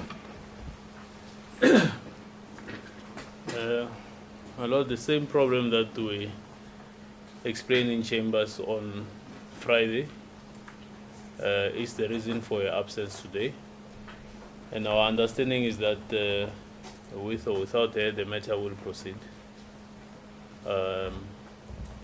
And she will return as and when the situation becomes tenable on her side.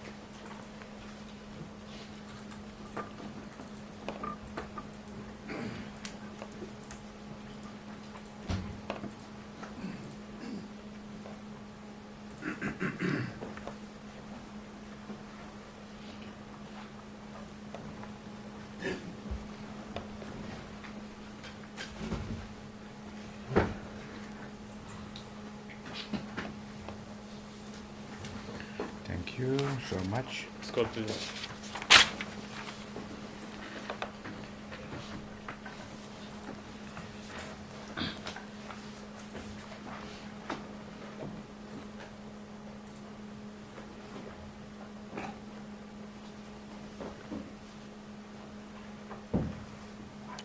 Thank you, Mr. Chauke, sir.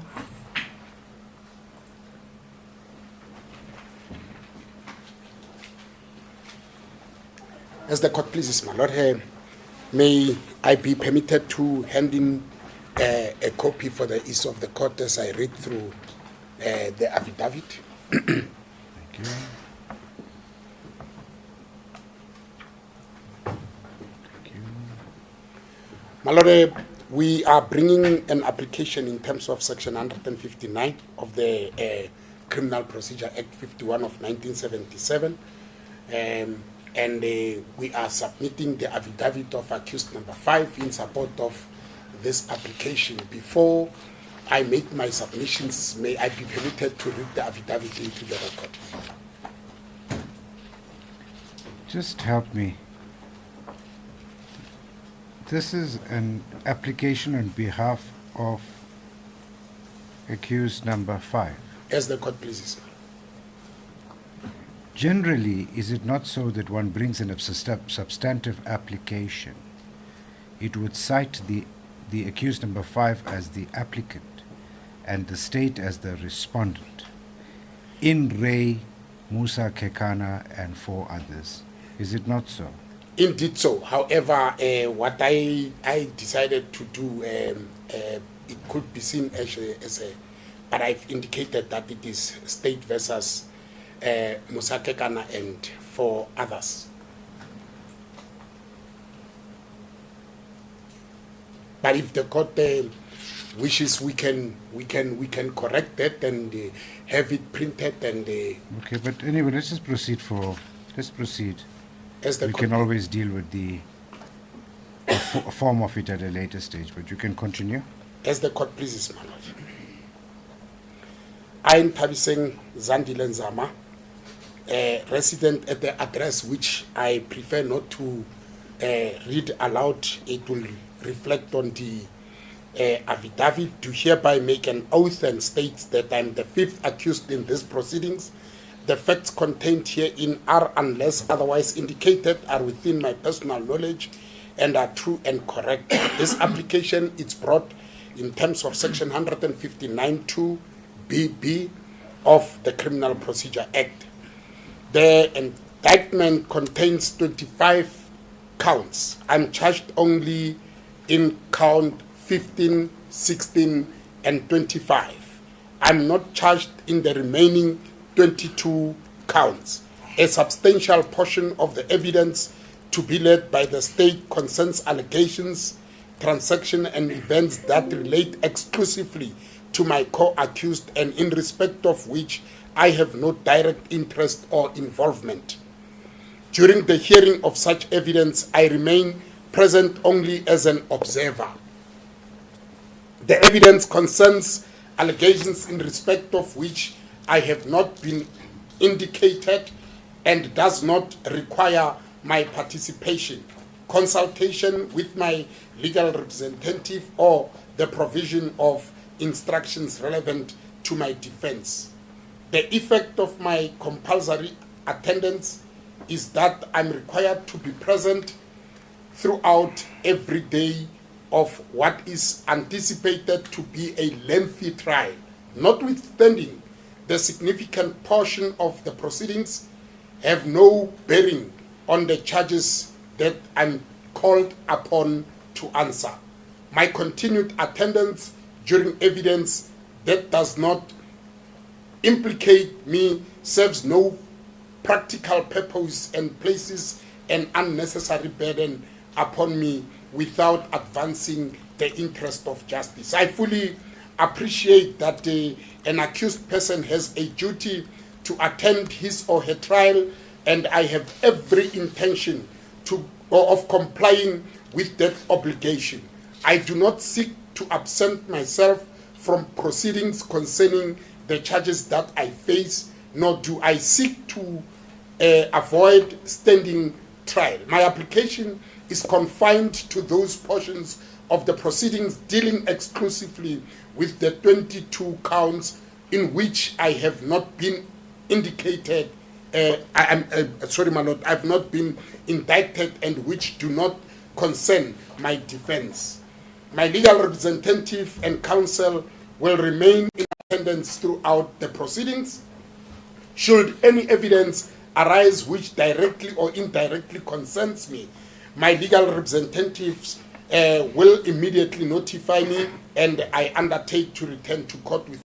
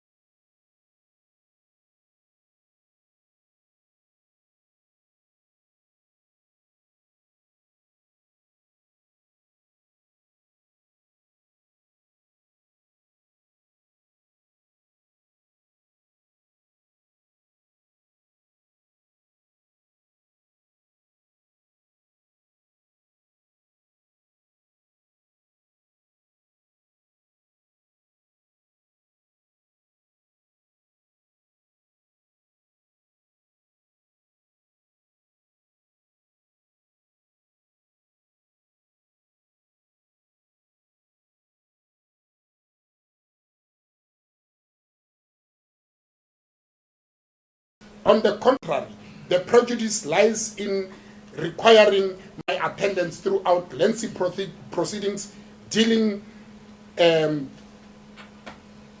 exclusively with allegations that do not concern me, thereby imposing an unnecessary and disproportionate burden without advancing the interest of justice. In Section 29(1) of the Constitution, it guarantees the right to further education, while Section 36 requires that any limitation of constitutional rights be reasonable and justifiable, requiring me to attend every day of a lengthy trial despite being charged in only 3 of the 25 counts constitute a disproportionate limitation where a lesser restrictive means is readily available. Excusing my attendance only during evidence that is wholly unrelated to my charges appropriately balance my constitutional rights with the interest of the state and the efficient administration of justice. The court retains full control of the proceedings and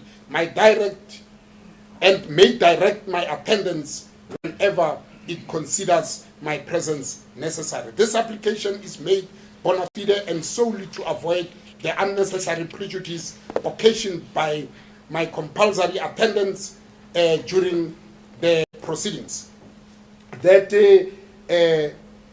do not concern my charges, that do not concern the charges against me.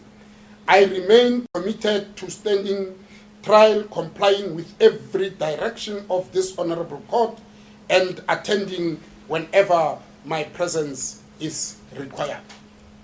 The relief sought is carefully tailored, limited in scope, and respectfully of both the authority of this court and the interest of the administration of justice. I accordingly submit that the interest of justice overwhelmingly favor the granting of the relief sought. The order sought does not diminish the court's control over the proceedings, does not prejudice the prosecution or my co-accused, and ensures that my attendance is required only when it serves a legitimate forensic purpose. I therefore respectfully pray that this honorable court grants an order excusing my attendance and during this portion of the trial that they relate exclusively to counts in which I'm not charged, subject always to the court's right to direct my attendance whenever it deems appropriate. Thus sworn and signed in this court today, the 27th, though the affidavit is dated the 24th day of July 2026. My Lord, this is the affidavit, and I wish to further submit before this honorable court. The accused has been in attendance at all times, and she doesn't want to be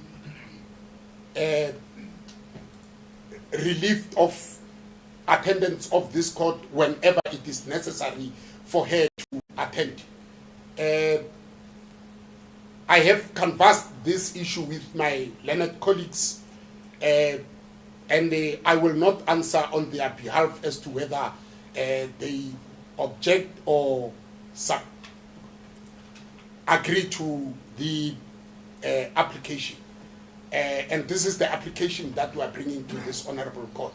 My Lord, like we've indicated in the affidavit, the accused is charged only with 3 counts. The state is not yet at that stage where it will call witnesses that they will testify in relation to this count. Can I perhaps just ask you, was this aspect canvassed at any stage during the pre-trial proceedings? My Lord, no, it was not canvassed. And the reason why it was not canvassed is because at that stage we hadn't known what the intention of the state is in terms of leading its evidence. Which witnesses are they going to call at what stage? Is it It- not so? that only Is it became- not so that the parties were informed that the state was going to call at least 48 witnesses? No, we were told And that did the they, accused know at that stage that she was only facing those charges? my lord, we were aware that they will be calling 48 witnesses, but then we deem it not necessary at that stage to bring the application because of it wasn't really clear to us as to how the trial was going to run. But having gone through several days of this trial, it is very clear to everybody to Just that the, yeah, just assist me. Just break it down for.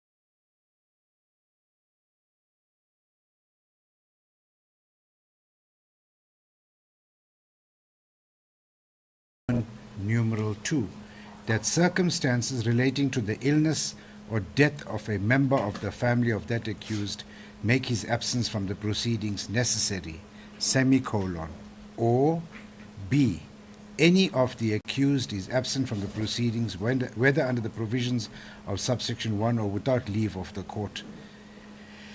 That is not relevant for the purposes of the application. I just want to hear you on 159 subsection 2A Roman numeral 1 and B.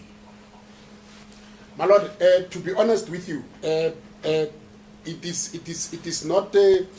is not covered on those two aspects that the court has referred to, and that is why in our application we clearly rely on Roman it's subsection 2 Roman paragraph AA and BB, but I would go immediately to BB where That is the relief that is being sought. Where but then- in terms of BB, it's saying that this court can direct that an accused persons may be excused. but it also speak to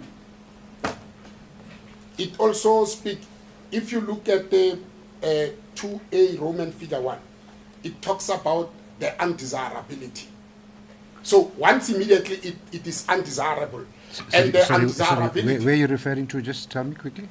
159, 2A 2A, Roman figure 1. that the physical condition, section 159, 2A, the court is at any time after the commencement of the proceedings satisfied in 2A, Roman numeral 1. Are we looking at exactly the same thing? On Roman figure 1, if you go further, it says or that it is undesirable that that he should attend the proceedings. This is the undesirability that we are talking about. And also... Undesirable that he attends the proceedings, eh? Yes. Just give me 1 second, wait. Wait.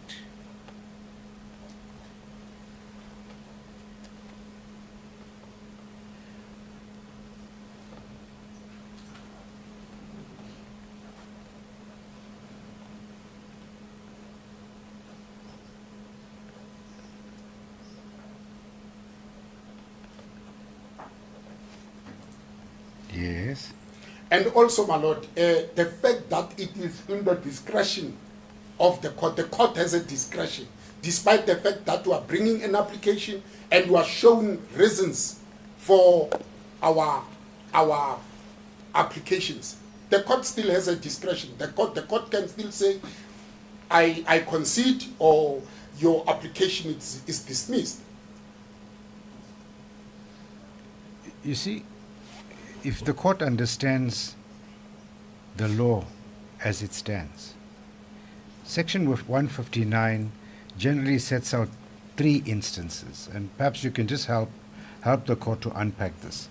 The one, you can order an accused person to be removed from the court and removed from the proceedings if that individual is exhibiting unruly behavior, as you would see it in Section 159, subsection 1.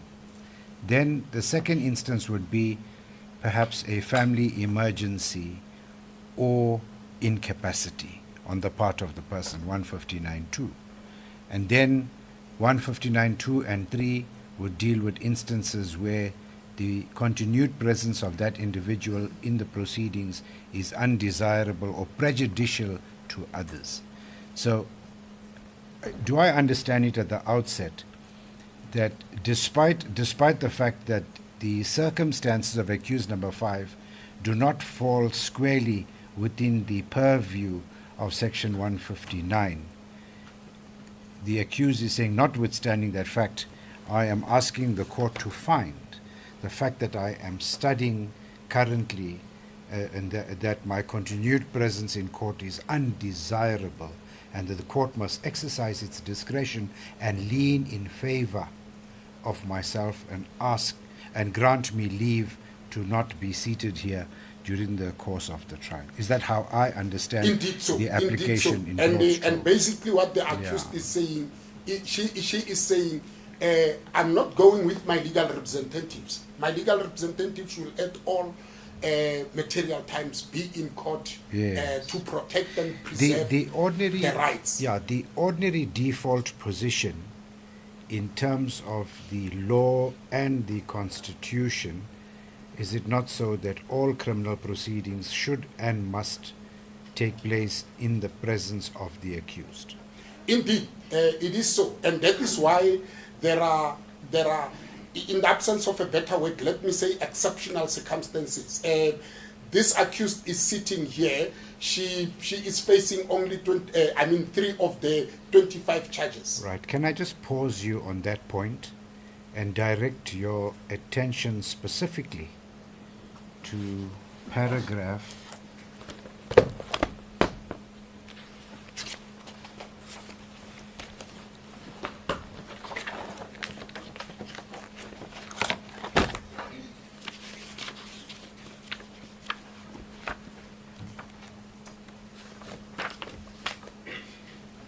the amended indictment, page number 23, paragraph number 53.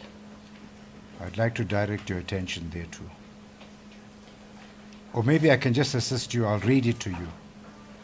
On page 23 of the amended indictment, paragraph 53, the following has been said.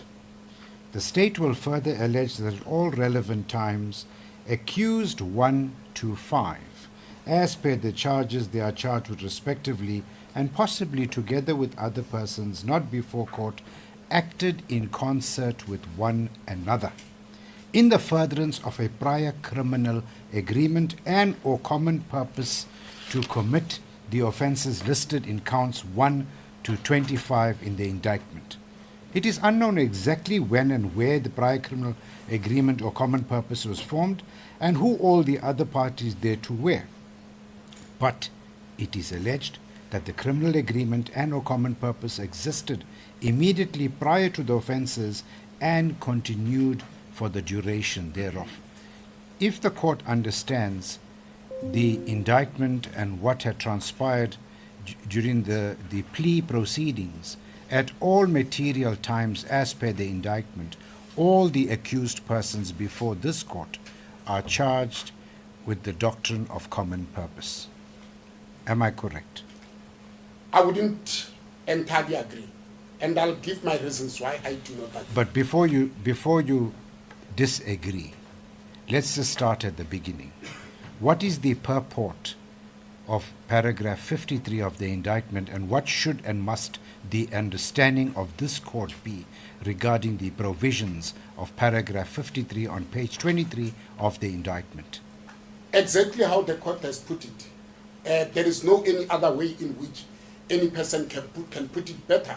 That they, according to this, they are charged in terms of the doctrine of common purpose in furtherance of one or two other or more charges.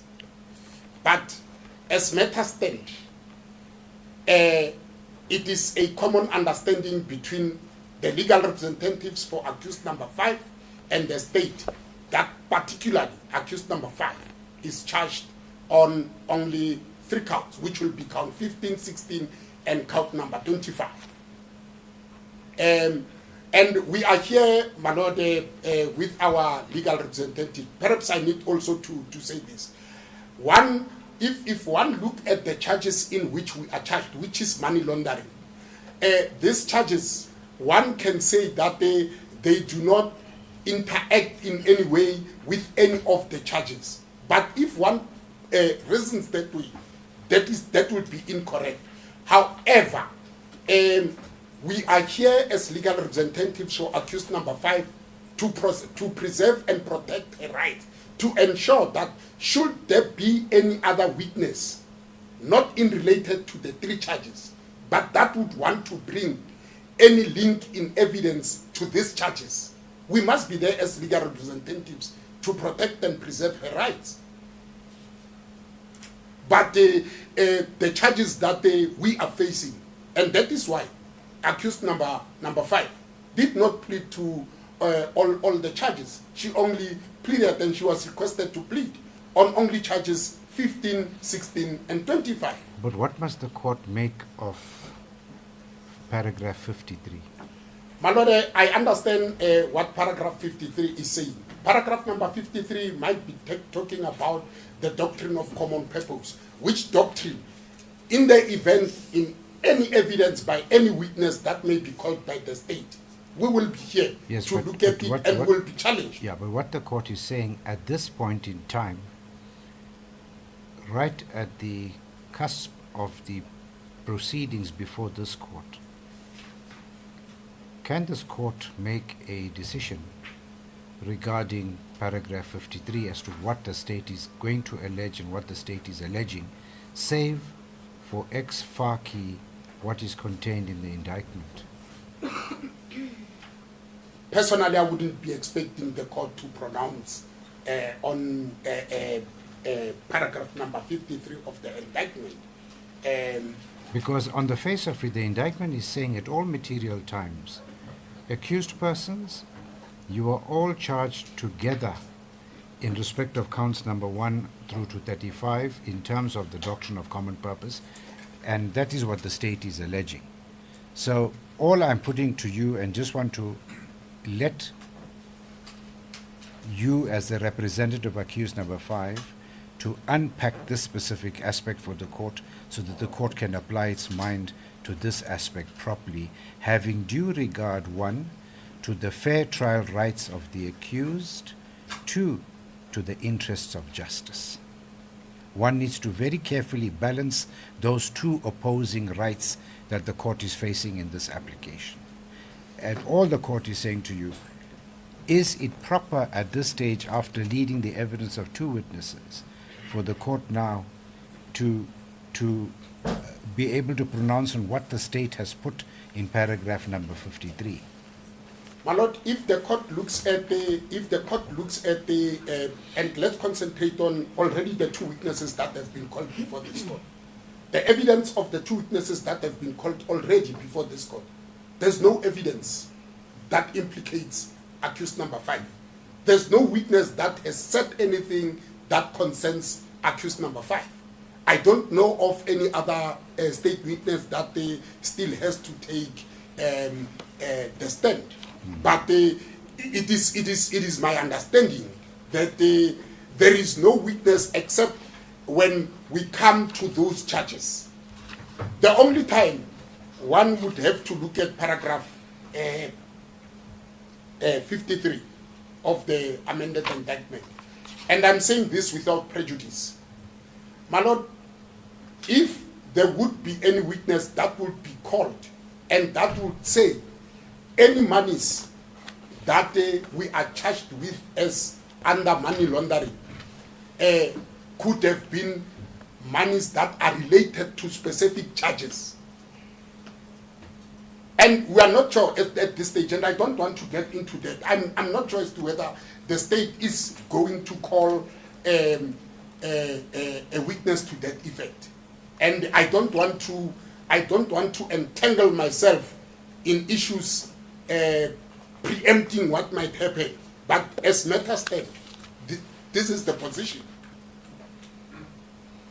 But we are in agreement that the averment that is made in paragraph number 7 of the founding affidavit in support of the application is not covered by the circumstances as set out in section 159 of the Criminal Procedure Act 151 of 1977. It might not be covered, but the court has a discretion, and that is where we want to heavily rely on. The court has a discretion. That is number one. Number two, 159 talks about it is undesirable. It is undesirable indeed for the accused to come and listen to evidence that relates to 22 charges which does not concern her. It is undesirable for the accused to sit here throughout and listen to that part of evidence. And those are the two aspects that we are approaching the court with and requesting this court to grant judgment and or use its discretion in our favor.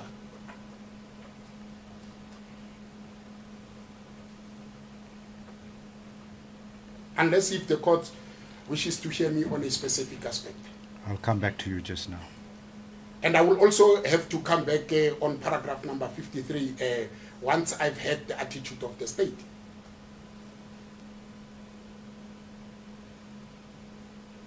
You have the right to reply, which the court will give you. As the court pleases. Thank you. Before I give the state, I don't know if it's proper. Oh yeah, well, it's an application that's brought by counsel for accused number 5. Let me hear the state first, and then I'll ask the counsel for the co-accused, because I obviously need to deal with any prejudice that may be suffered. Just give me a second.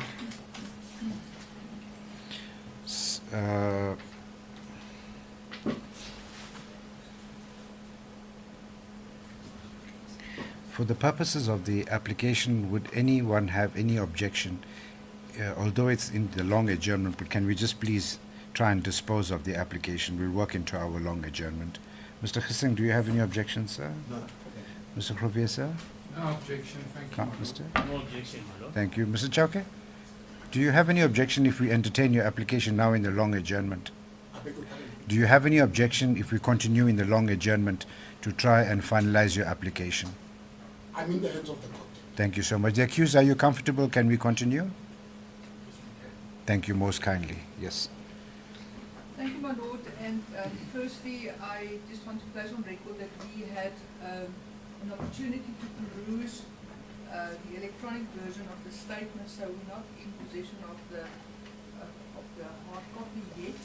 But I'm satisfied that what my learned friend placed on record is in fact what we perused electronically. So, sorry, that is relating to? To the statement that my learned friend read into the Oh, you mean this one here? The affidavit? Yeah, that's correct. Okay, Sir Manuel. yes. We perused it, and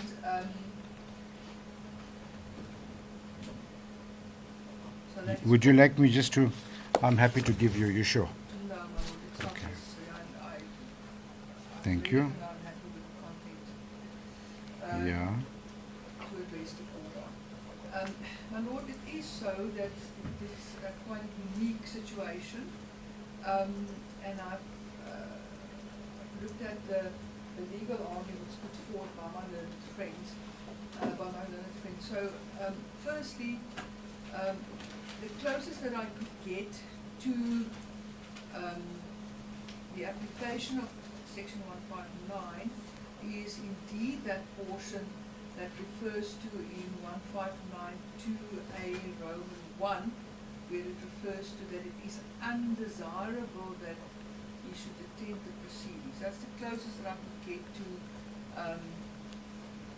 the applicability. So if one would sort of stretch the meaning of undesirable, I think that is what my learned friend tries to show here to this court.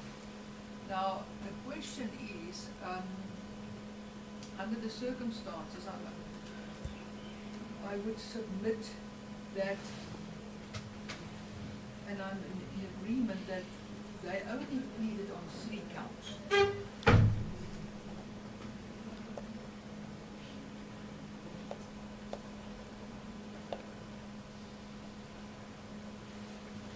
And it is so that in our planning to present the state's case, our focus firstly was on the actual incidents, in other words, the shooting in the Littleton matter, the shooting in the Sandton matter, and the shooting in Victoria West. So that was our planning to present the state's case before this court. So we're not at the money laundering stage yet of the state's case, that I could see.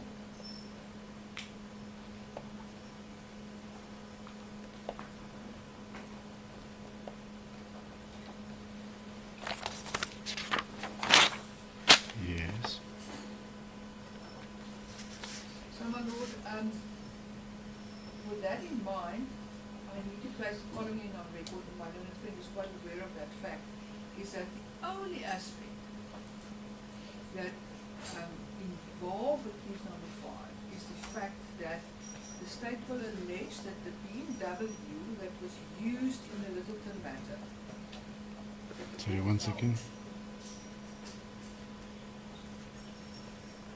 Sorry, used in the what matter? In the Littleton matter. In other words, So is that the one at the Centurion Golf at the Course? Centurion Golf Estate, yes. Okay, sorry, 1 second.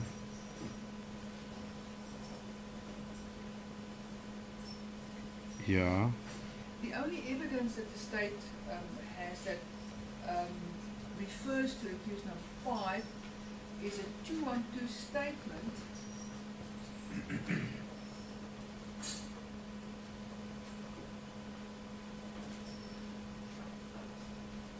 Yes. obtained from the transport of the Department of Transport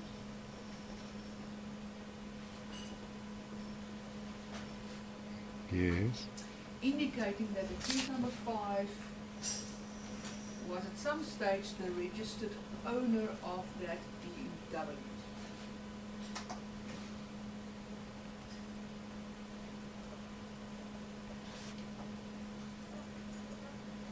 And we brought this aspect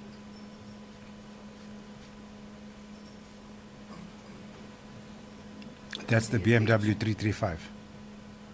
Is that the BMW 335? That is correct, Sir Manuel.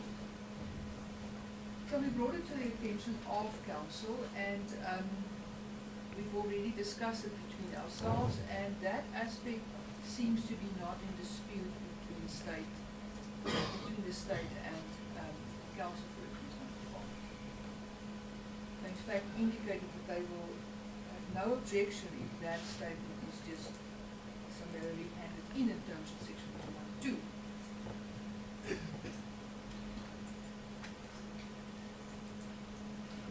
The accused will obviously have a version, so I think she will have a version as to how this vehicle was registered on her name, and the state intends to investigate that aspect. And at what stage would that version come? So, my lord, I can safely say, to accommodate your counsel, we can make them alert when we get to that point. And it will be unlikely be in the next 2 weeks.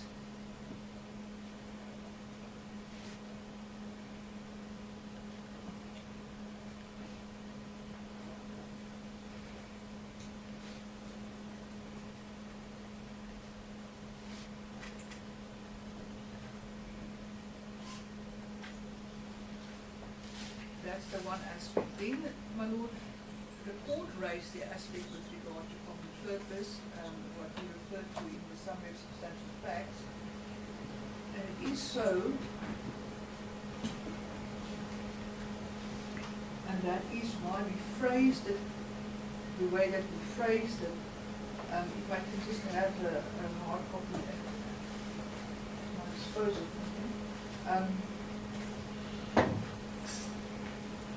So we specifically used the wording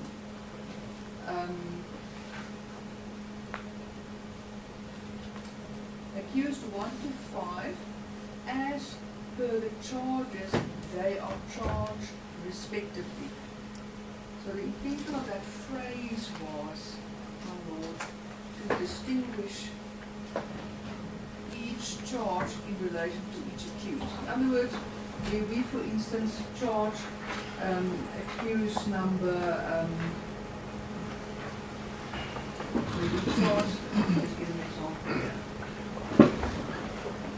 For instance, where we charge accused number 1, 2, and 3 to charges of conspiracy to commit murder or to attempted murder, there we will rely on common purpose or a prior agreement.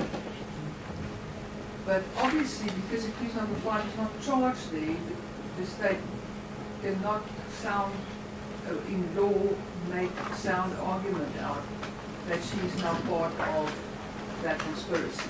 That is not our case. So I just wanted to make that clear to the court. And I trust that that will address the court's concerns that the court raised. With all that being said, my lord, the state does not have an objection against this approach.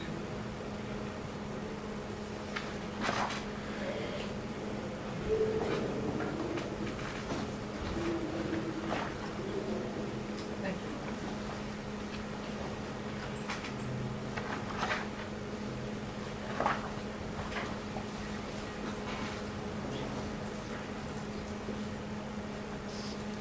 Mr. Kasingsa? Thank you, my lord. My lord, I have nothing to add.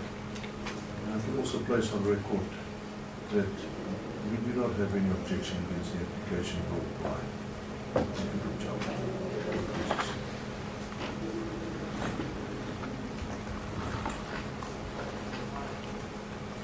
For accused number 2, Mr. President. May it please the court, my lord. On behalf of accused number 2, there is no objection should accused number 5 be excused from attending all the proceedings. May it please the court.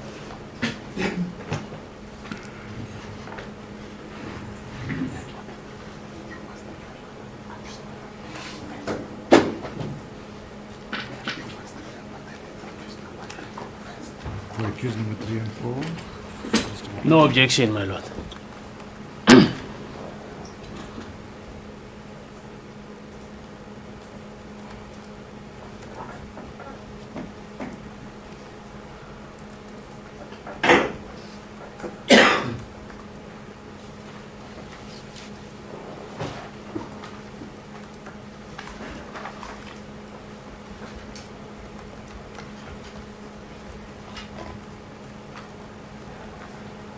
Mr. Chakisa, your reply?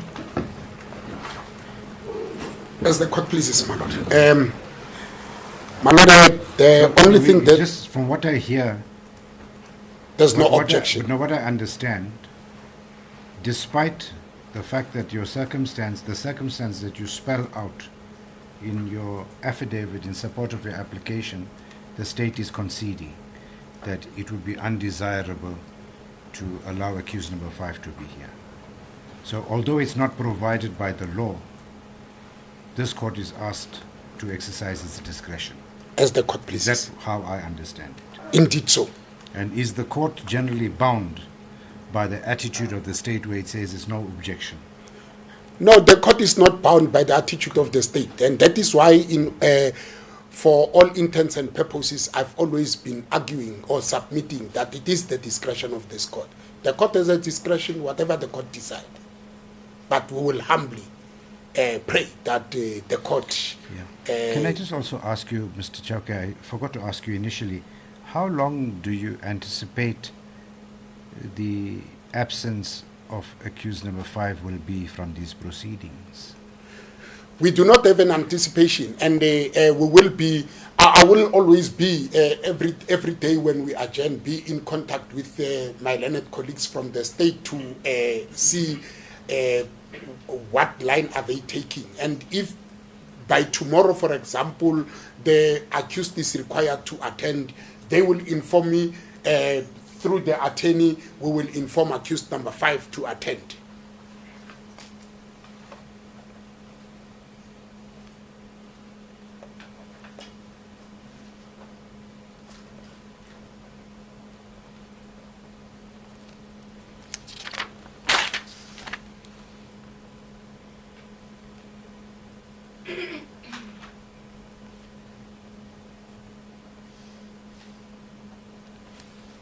Good. Just one response on what the state has said in respect of the Littleton matter, which involves the No, but BMW. now be careful. Be careful. The evidence is still running before the court. I don't think it's necessary for you to now come and tell me what's happening beforehand. I don't pleases. want to hear it. As the court pleases. Let's not bring ancillary issues before the court at this stage. As the court pleases. Good. Is there anything further to say? I have nothing further to say. Thank I'm in the hands of the you. court.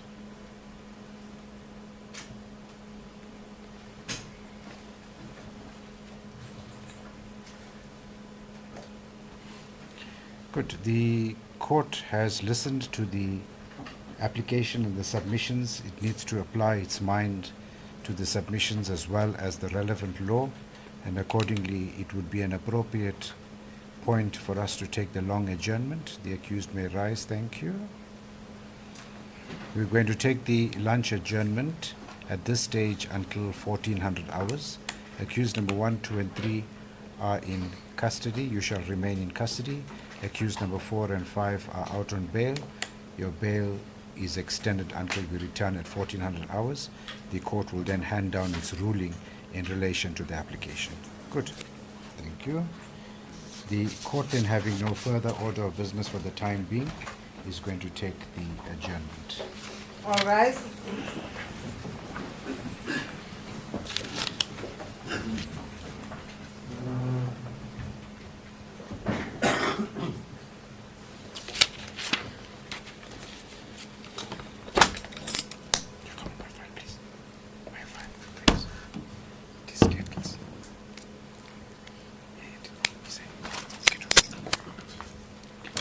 Thank you. The court will take the adjournment.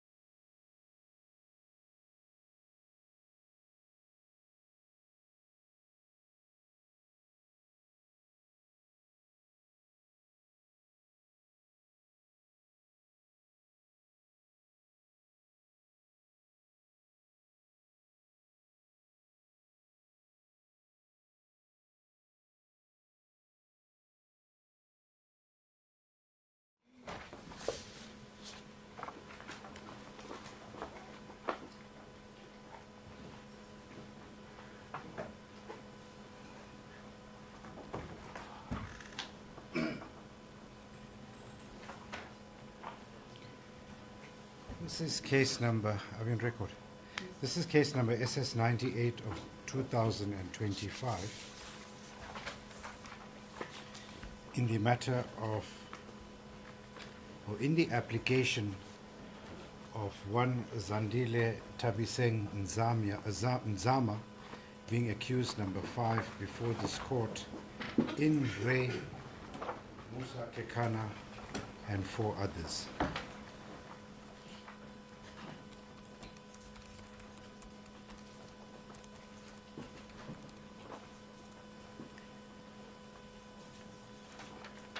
The accused number 5, through her legal representatives, has launched an application in terms of section 159, subsection 2, double B of the Criminal Procedure Act 51 of 1977, whereby in the substantive application she requests this court to exercise its discretion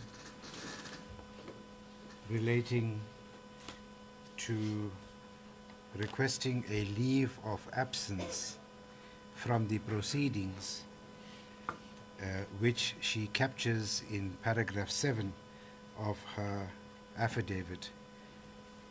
And I quote what paragraph number 7 in fact sets out. It says,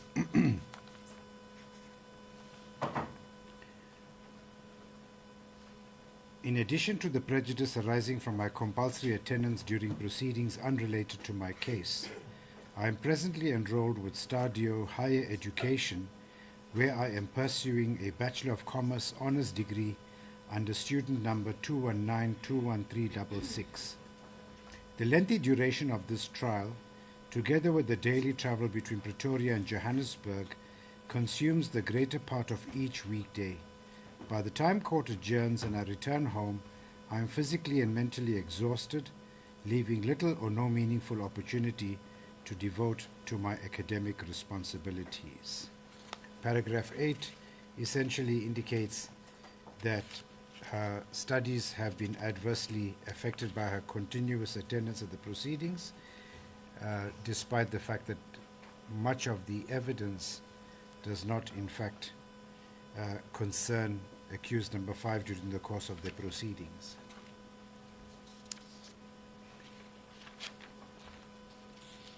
In broad strokes,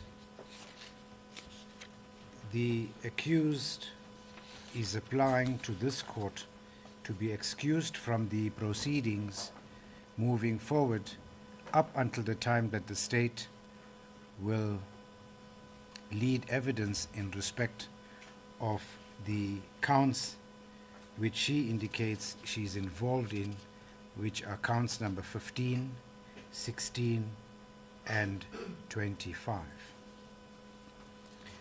Mr. Chauke, who appears on behalf of accused number 5, read out the affidavit which was duly signed by accused number 5 onto the record, setting out the necessary circumstances in support of the application to be excused from these proceedings.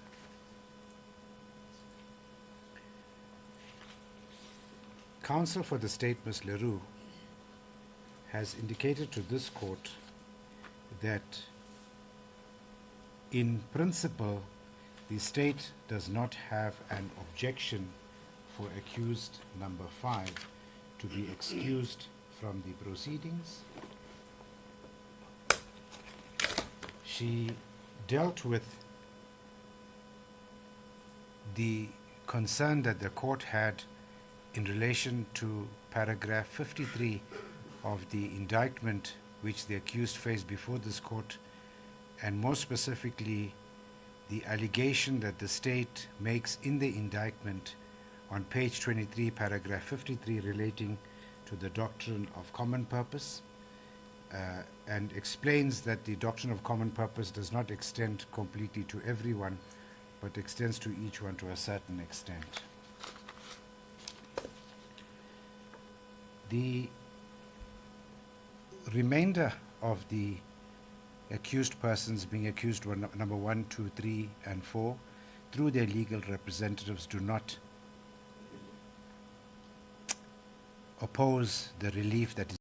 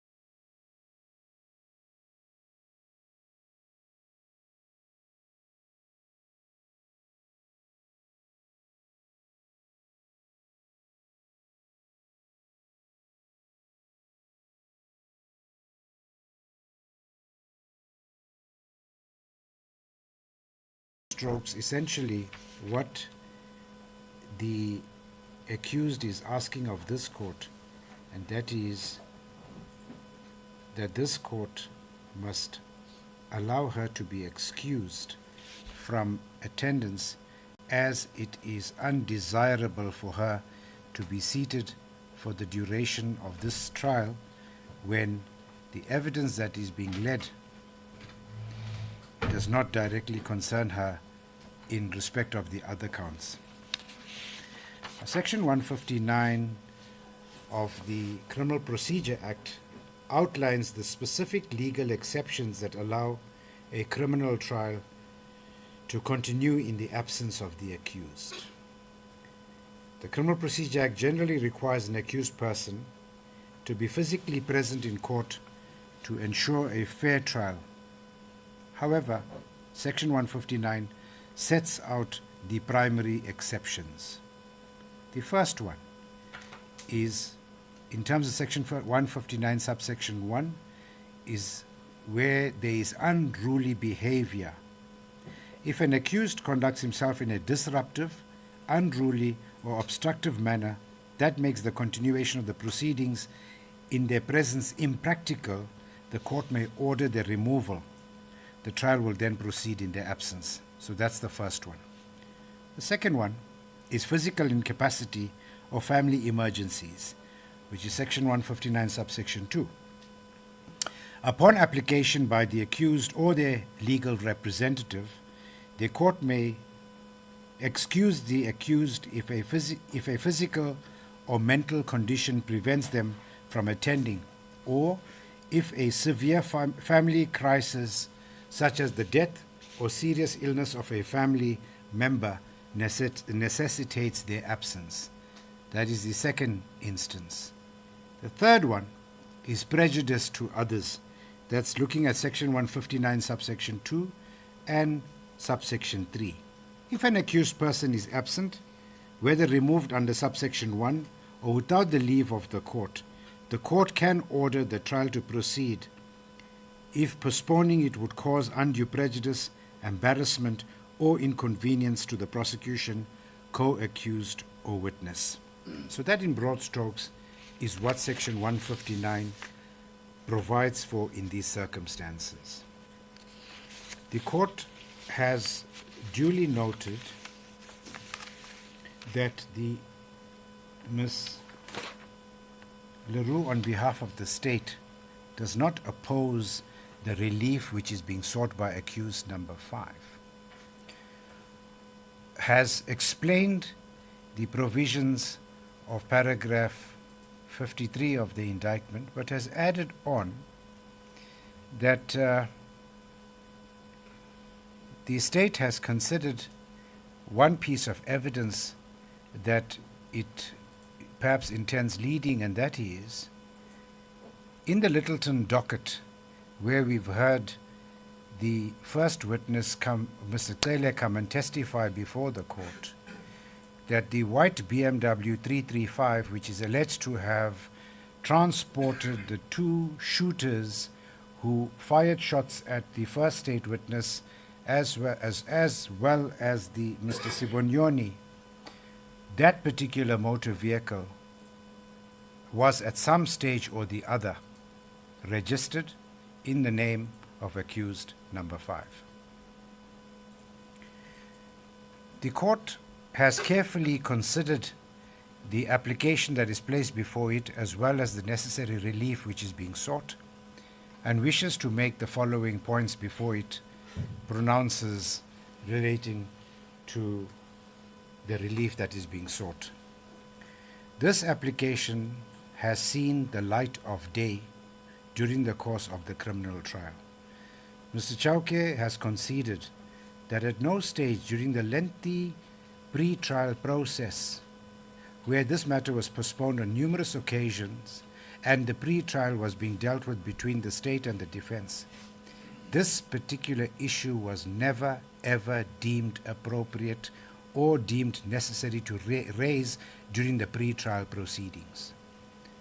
It beggars belief to this court as to why it never saw the light of day at that stage, because the simple purpose of pre-trial is to thresh these issues out so that when the matter comes before the trial court, it is not seized with these unnecessary interlocutory applications which detract from the purpose for which this court has been constituted. Secondly, the court has noted the concession that the counsel for the state has made in relation to paragraph 53 of the indictment, and has carefully also considered that specific aspect. And when determining this particular application, Mr. Chauke quite correctly conceded that the circumstances which have been sketched out in the affidavit clearly do not fall strictly within the requirements of Section 159, but he pleads to this court that it should exercise its discretion as it can in order to come to the relief of accused number 5 and to grant her the necessary relief.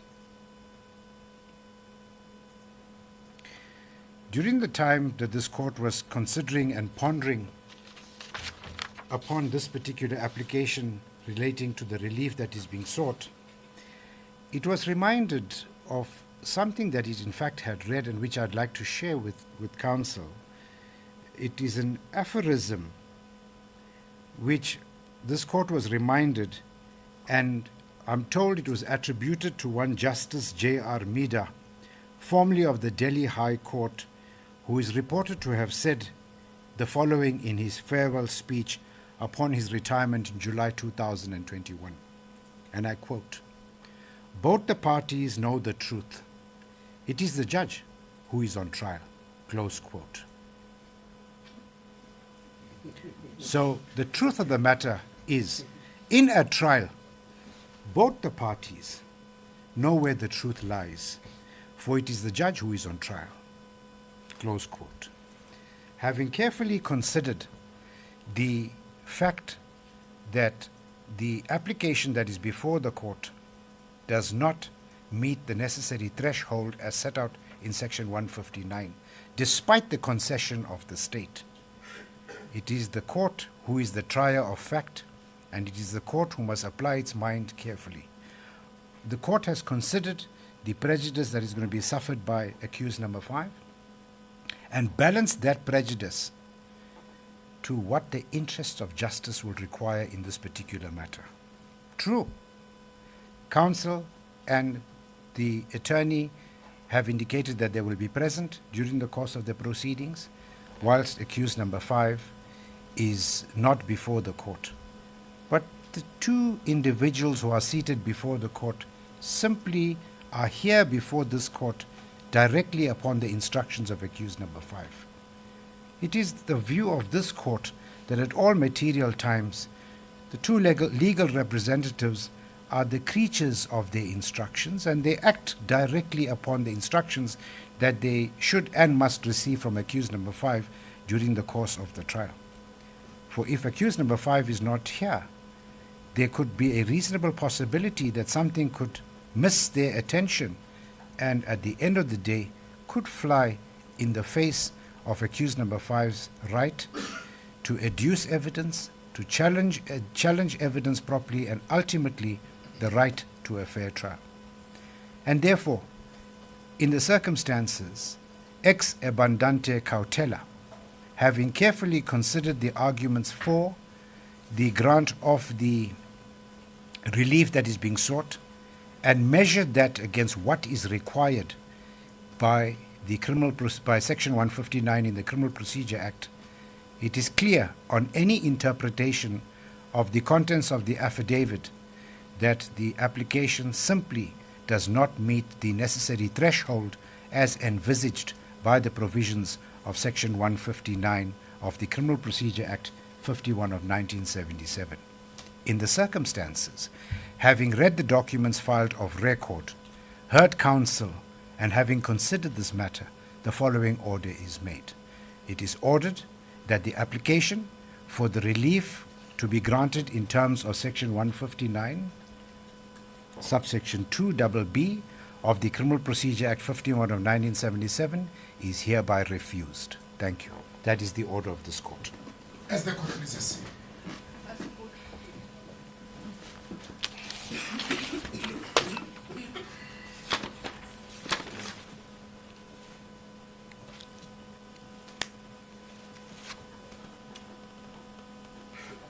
Thank you, Ms. Leroux. The next witness, please, on the witness stand is Captain Pimi Alfred Sekubela in the trial, and he is witness number 86 on the list. Thank you. Where's the witness? Oh, is he already? Good.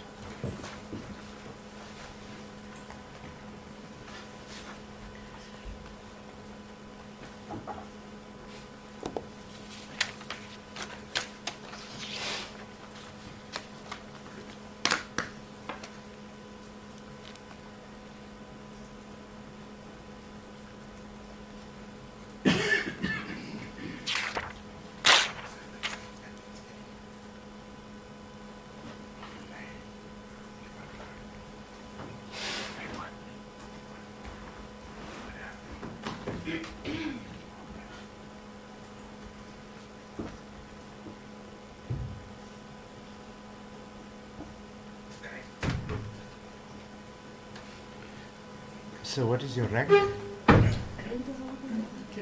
Captain. What are your full names? Pimi Alfred Sekubela. He's witness number 86, am I right? Just give me a second.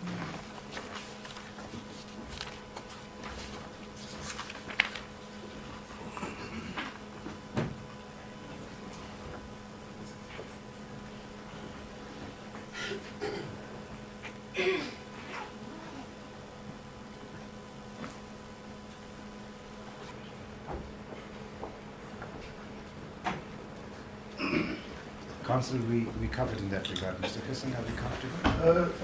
My Lord, in essence, we don't have an objection. However, we haven't heard the reasons Yes. from my learned friend. And I think Because that needs to be based on record.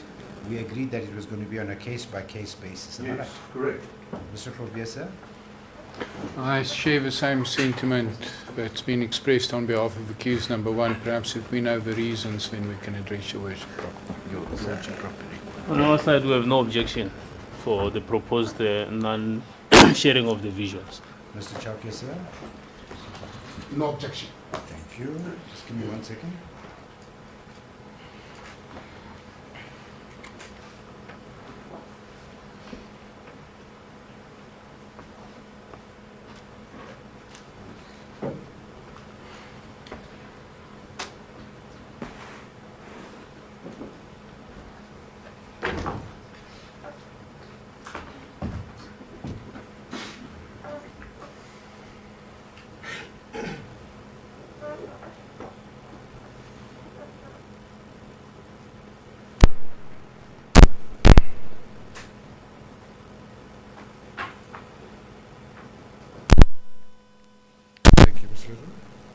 My Lord, this witness, Captain Kubeda, is a police officer who's working constantly in a dangerous environment. We all know what police officers have to face on a daily basis. So in that, in the spirit of that, his request was that his face not be shown during this testimony.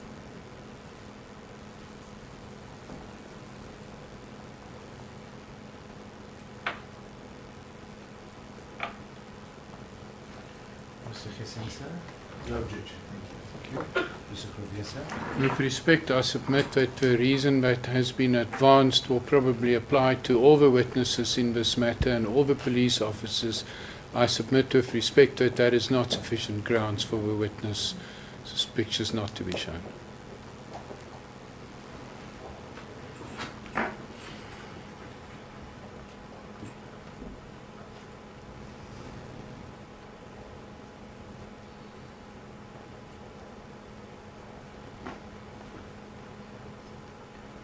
What would you like to happen, Mr. Krovia? Well, perhaps if there's a basis on which to distinguish it from the other witnesses in the case, such as the previous witness who works covertly undercover, that one can understand that he doesn't want to be recognized. But the same principle cannot apply to all police officers and other witnesses in the matter with the greatest of respect. May it please the court, my lord.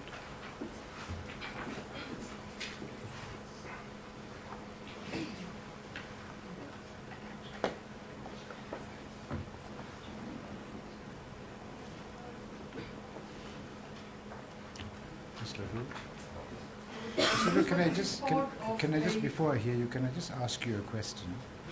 This witness, is he a member of the tactical response team? That I just wanted to place that on record. Which is the TRT? That is correct, sir. Okay, yeah. Let me just hear you. Yes, yeah. So, my Lord, that is a unit that operates under highly dangerous circumstances every day. So, to advertise this witness's face in public will serve no purpose. The requirement for freedom of the media to report will not be infringed if his face is not shown. They can still record and live stream his evidence.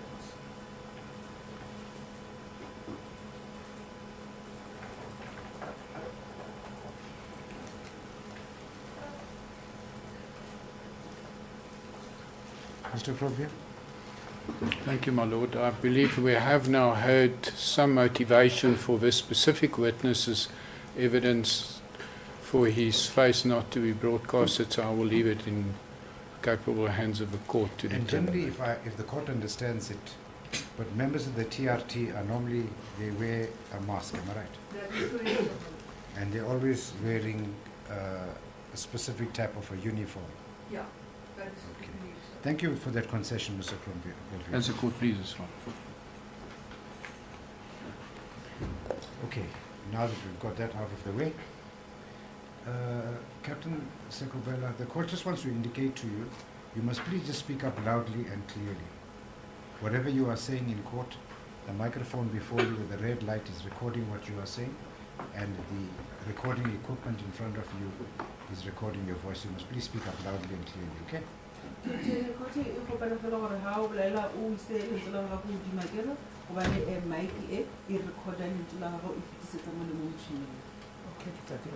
I'll do so, my lord. Secondly, you must please be kind enough to give your evidence in short sections so as to allow the interpreter the opportunity to interpret for you from Isipedi into English and vice versa, and also to give all of us the opportunity to be able to make notes and write down exactly what you are saying. I'll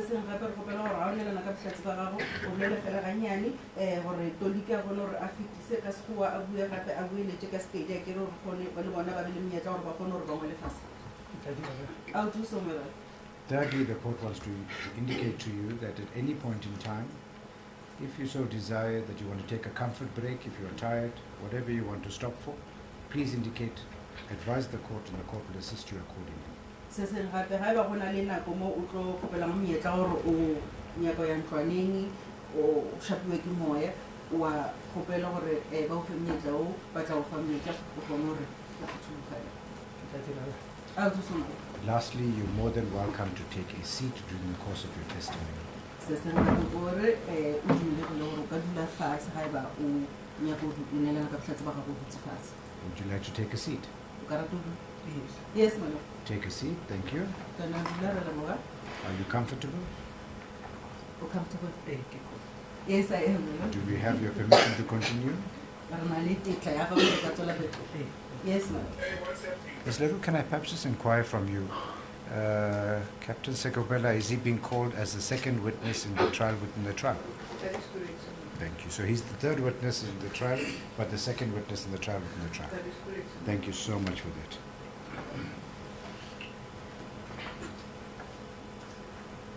So is it correct so that on the 17th of April 2024, you were, as already indicated on record, attached to the tactical response team in your capacity as a captain in the South African Police?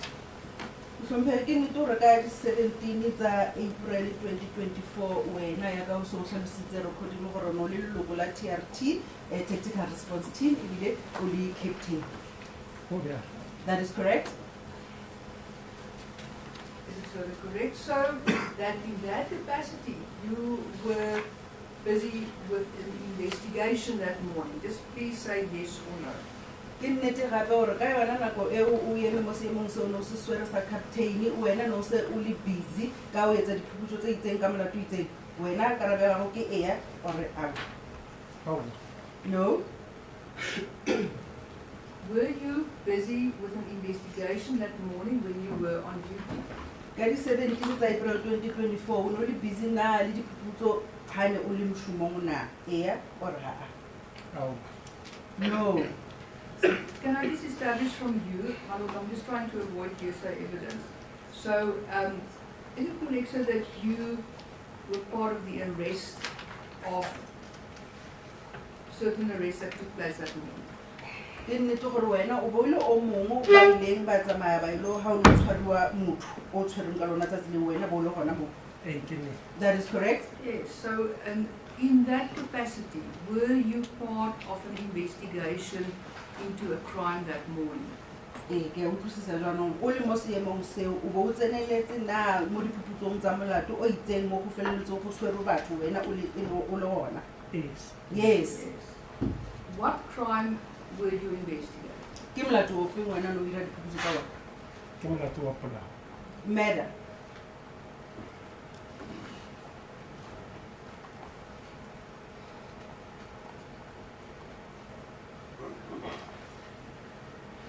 Can you tell the court, did you that morning receive certain information? Kopela ro le court ana ka boseng wa tsatsi leo gona le information o ile wa iphumana? That's correct?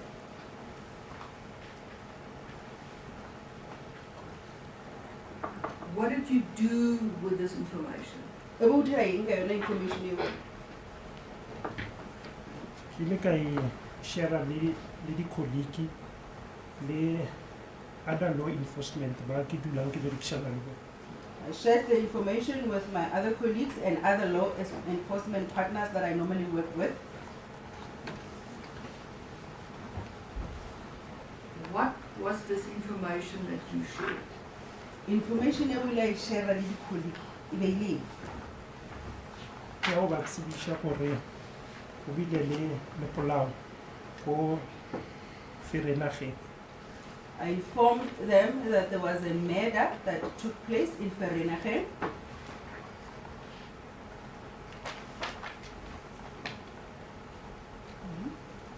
Di suspect ne di berekisha koloi tse pedi. And that the suspects were using 2 motor vehicles.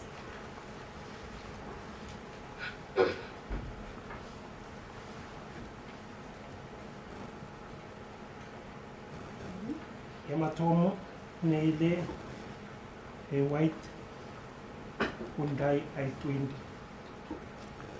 The first motor vehicle was a white Hyundai i20. Ba ile ba fana le ka registration number ya Hyundai i20.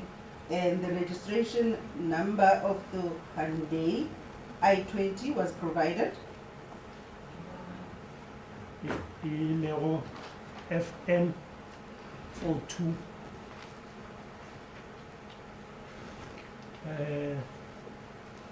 if I get the report FN 42 MCGP. If I'm not making a mistake, the registration was provided as FN 42 MCGP. Yeah,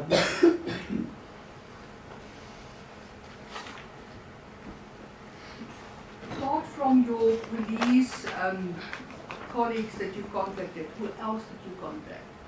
Kantle le maponesa o shumisana le ona o ile wa contact ke mang o mongwe le mo contact? ke ba dirisana ka rona ba di private security company. Private security companies that we normally work with.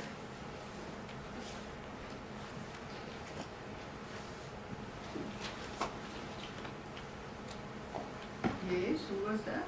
Kibuma. Or the company fee. The person? Oh, Mutu. The person?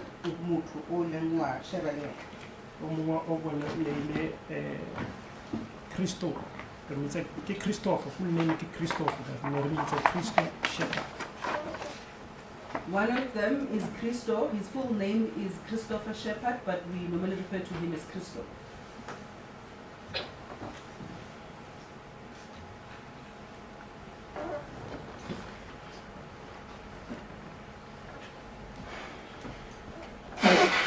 Apart now from the details of the motor vehicle, what other information did you provide to your colleagues and to Mr. Shepard? Ka ntle le dintlha tsa dikoloi tse di suspect le di shumisa ka lona tsa tseleng, ke dintlha tse feng tse o leng wa di fetisetsa go di-colleague tsa gago ka molatong? Ke gore go na le possibility ya gore koloi e tlo boela ko number 34 5th Road Q.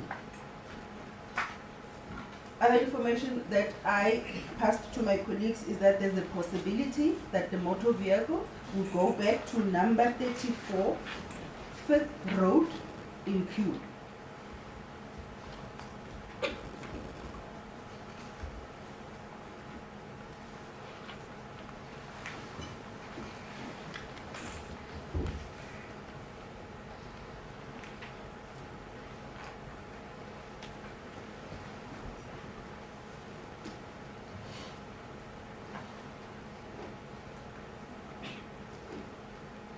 Based on the information that you received now with regard to this murder that occurred in Vereeniging, if you evaluated the information, you think back on it, what formed in your mind with regard to the reliability of this information?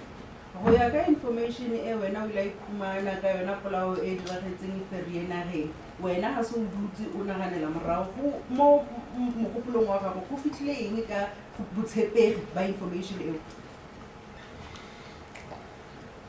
Ke gore mo information e tswang gona ke batho ba ke ba tshepang ke dulang re berekisana le bona ba dula ba ntšha information e positive e accurate. Firstly is that the people that provided the information is people that I trust, is people that I normally work with, and they always provide accurate information.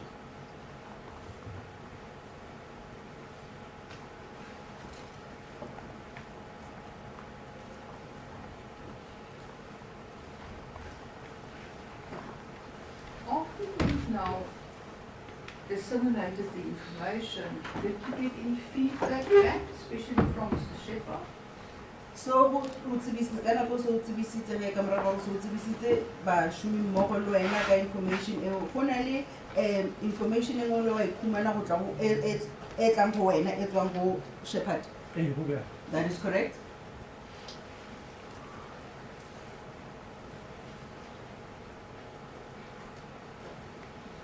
What time was it when you received now a response from Mr. Shepherd? E be ile nako mang wena o so khumana karabo go tswa go Shepherd? More or less. A o naganela fela. Around 8:40. Around 8:40? Yes, and what did you receive back from him? Ke eng se o se khumaneng go tswa go yena? O ile a founela a mpotsa gore o spotile I-20 e fitang description e ke mo filego yona tshwereng diretše tše ke mo fileng tšona. He called me and informed me that he spotted a Hyundai i20 that fits the description and the registration that I had given to him. Pele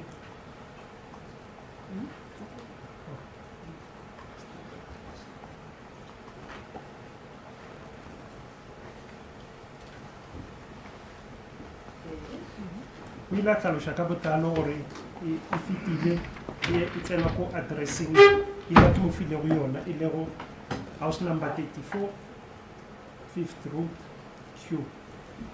He explained in full that that said Hyundai i20 passed and entered the premises or the address that I had supplied to him earlier, which is house number 34 5th Road Q.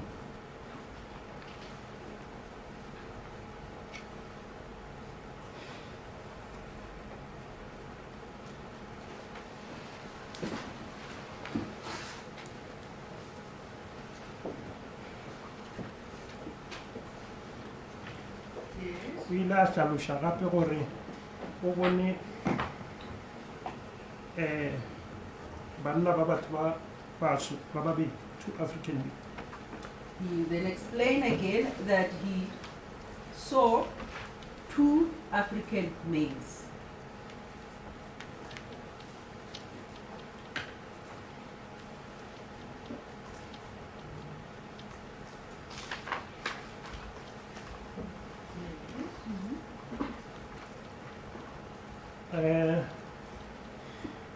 Ka morago ga nakonyana e itseng ya go ka ba about within 10 minutes o ile no sorry before a founa gape ke ile ka mo fa molaetša wa gore a monitorele address. Before he called me again, I gave him a message or instructed him to monitor the said address.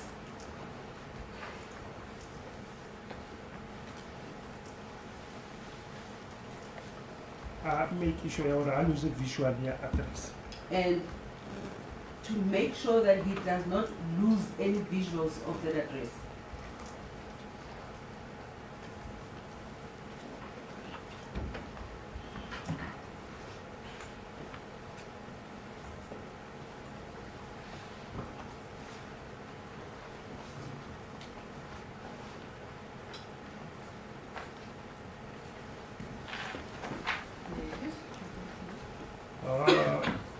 Within 10 minutes, we am phonela peke ang update ang potsa gore mola addressing yela go tsenego I20 go tswa Mercedes-Benz V-Class.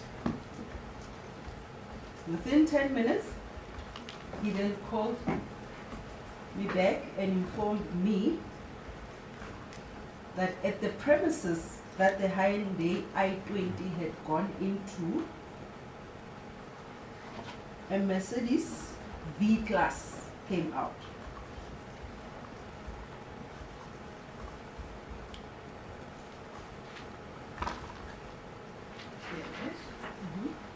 We get a ampa registration number ya Mercedes-Benz le car la tlhalosha gore ke Mercedes-Benz e tshweu ka mmala a fana ka di registration number no go re ke lebetse di registration number but ke a gopola gore ne e thoma ka KK. He also provided the registration plate number of the Mercedes V-Class and the color. He said it was white in color the registration plate. It's just that I'm forgetting the full registration, but I can recall that it started with the KK.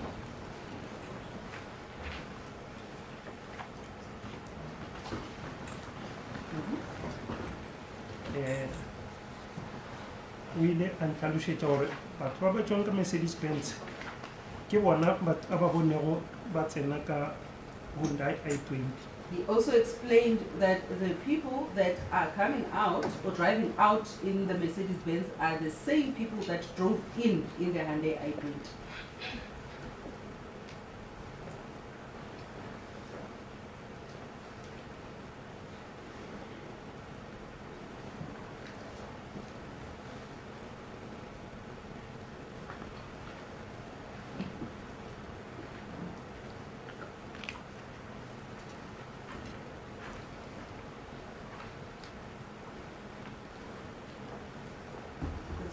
Ke ile ka mo kgopela gore a latele Mercedes Benz V-Class a ska e loser ka gore setse re le gaufi. And then asked him to follow the Mercedes Benz V-Class and not to lose sight of it. Gobane? Re setse re le gaufi le ho fitlha ko. Okay, because we were close to getting to him.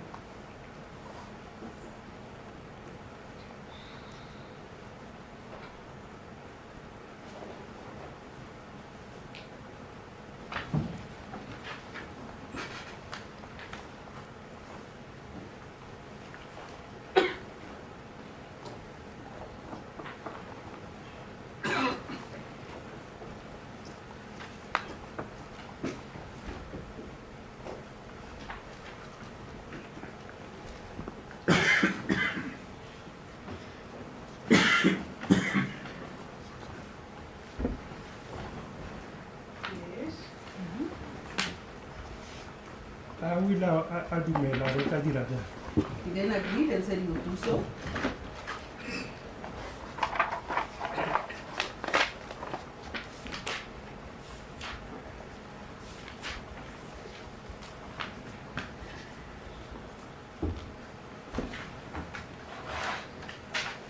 A re le busy re communicate o ile a update a re o ko 8 ke lebetse gore o rile 8 Avenue or 8th Street or 8th Road. Ona mo queue. As we were busy communicating, he then informed me that he was at 8th, I'm not sure if he said 8th Avenue, 8th Road or 8th Street in queue.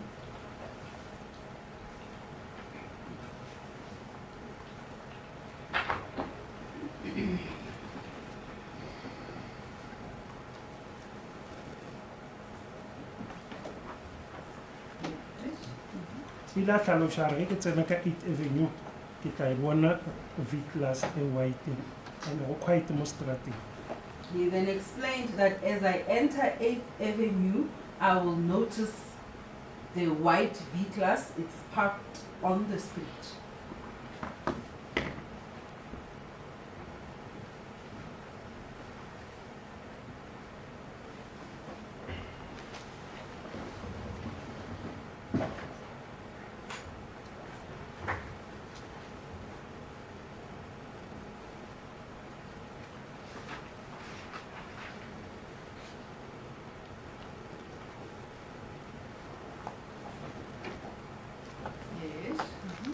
O tlhalošitše a re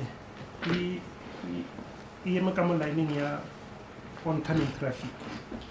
Also explained that the V-Class is parked on the side of oncoming traffic.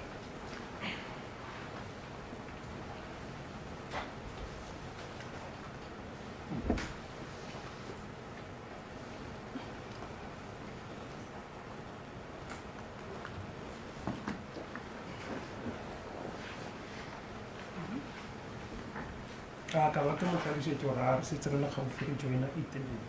I also explained to him that we are close. We will be joining 8th Avenue in a short while.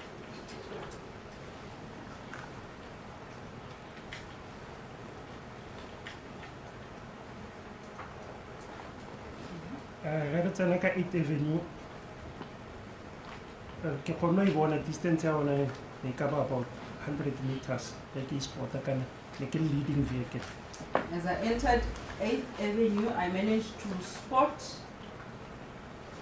the Mercedes V-Class white in color because I was the first car in the convoy. It was about 100 meters away.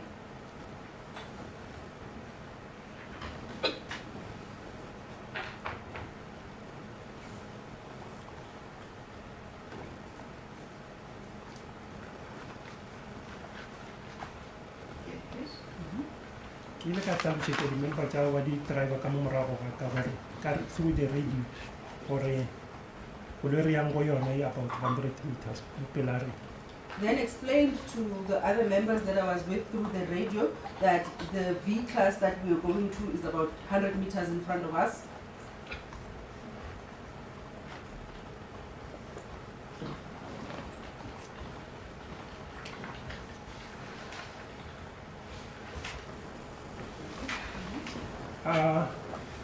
Ni ka feta koloi e ba ke Shepherd ba tsamaya ka yona before o fitlha ko go V-Class.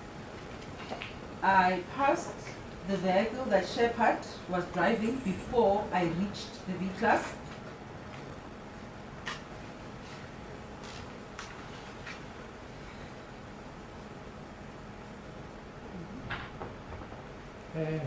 Before re fitlha mo go yona re ra switcha blue light le siren to ba notify gore koloi tse di tsa maphodisa. Before we reached the V-Class, we don't switch on our blue lights and our sirens to notify the occupants of the V-Class that we were the police.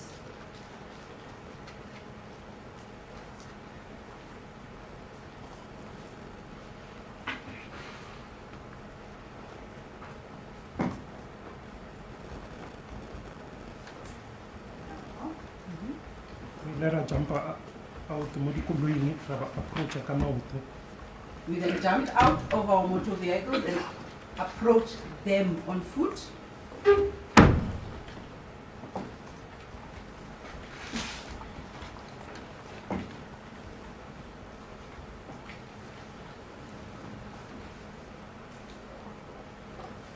Firstly, how many vehicles were in your convoy and how many members got out on foot?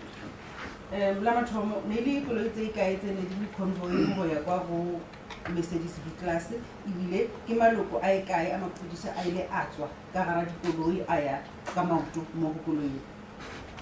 Dikoloi ne di le 5. It was 5 motor vehicles. And how many members? And then ke maloko a e kae a sephodisa a tswileng ka dikoloi a approacha koloi. From TRT ne really 8. From TRT it was 8 members. And A ke sa hopola number ya di-member tsa Gauteng traffic gore ne ile ba bakae mara ne bana le koloi tse 2. cannot recall how many members that were present from Gauteng traffic, but they were in 2 motor vehicles.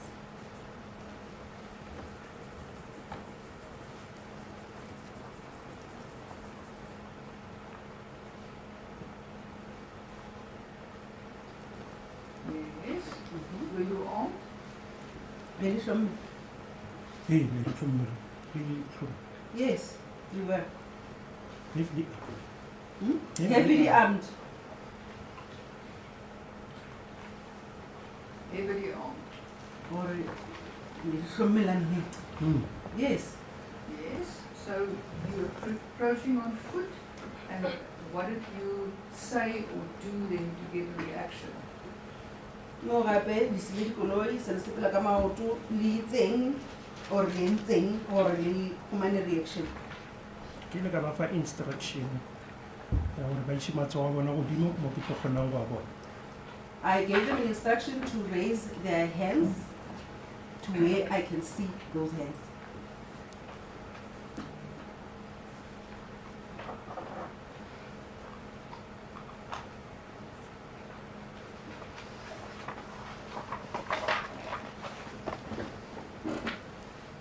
Yes. Ka ba fa instruction ya gore ba tswe mo koloing. Also gave them instruction to disembark the vehicle.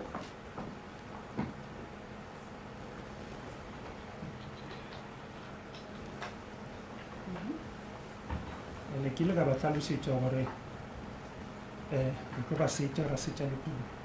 Then explained to them that we are going to search them and we are also going to search the motor vehicle.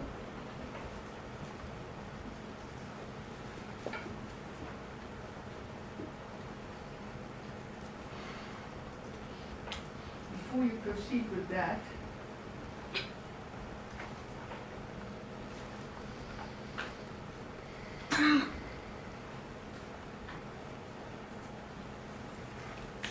what was their reaction now after you gave these two instructions?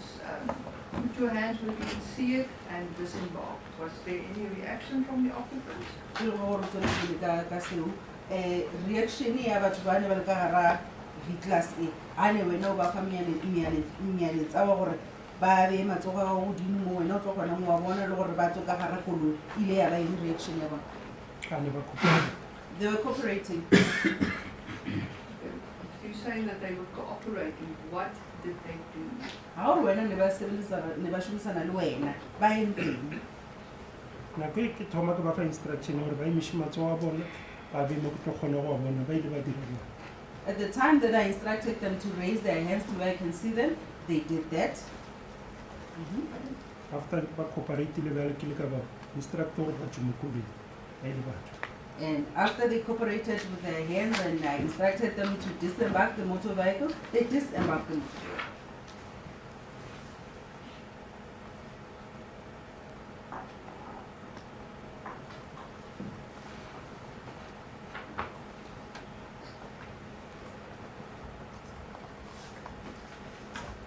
So at what point did you then inform them that you're going to search them and the motor vehicle? Was it when they were already outside or were they, while they were still seated inside? Bjale ke neng mo o ile wa ba bolela gona gore wena o tlilo ba searcha ebile or le tlilo ba searcha ebile le tlo searcha le koloi ke ka nako ene ba se ba le fase ba tswile ka gara koloi rena ba le kae?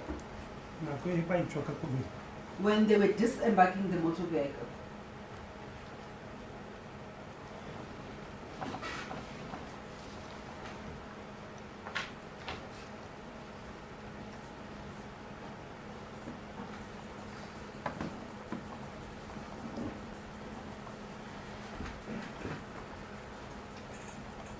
Can you today identify any one of these individuals in court here that were in that V-class that day? I would assume just ask you to stand up again, my lord, with your leave. Bjale mamotla mo mo court o ka bona gore wena o supe batho bao o ile wa ba kgopela gore ba tswe ka gara V-class? Nka mo supa. Yes, I can.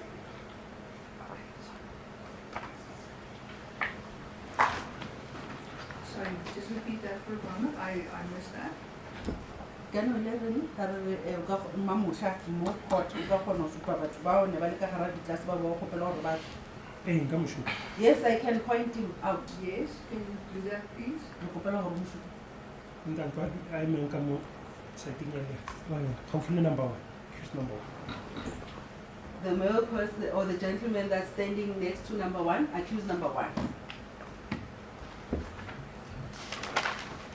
Thank you, my lord. Is that the person you're talking about? O bolela ka motho o la himself. Okay. That is correct, madam. Thank you, gentlemen. You may be seated. Can you just, for clarity's purposes, just indicate to the court how many occupants of the B-class, how many were the occupants in the B-class? Ke le gore o hlalositse court gore ka gara V-class ne gona le batho ba ikae? Ne ile ba babedi. It was 2.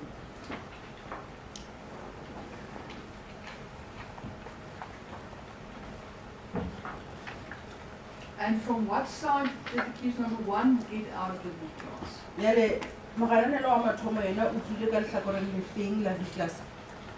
Na ile yana ka morago ka driver. He was the driver.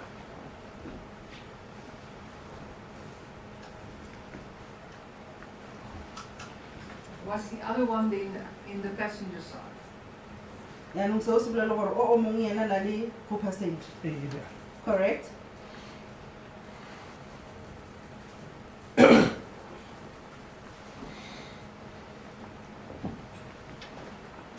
And he's not here today. Hayi mama uhlamuthulu. No, I didn't know the court.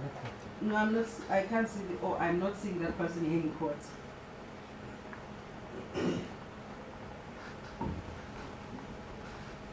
How was accused number 1 dressed that day? Mogala lo mathomo o apere jwang ka lona tsatsi leo? Ke gopola na pere ba ntšha mo koloing na pere topo ya matsogo a matelele nka sa re yelo nka re mustang. Can recall when I instructed him to disembark the motor vehicle, he had on a top. I can't say it's yellow. Maybe it's mustard. It was a long sleeve top.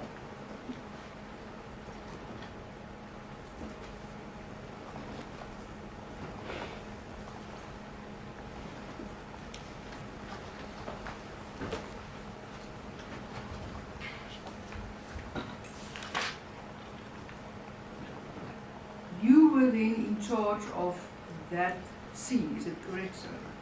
Ke nnete gore wena no le in charge go seneo. Ke tla re ne ke le in charge for that operation. I would say I was in charge for that operation.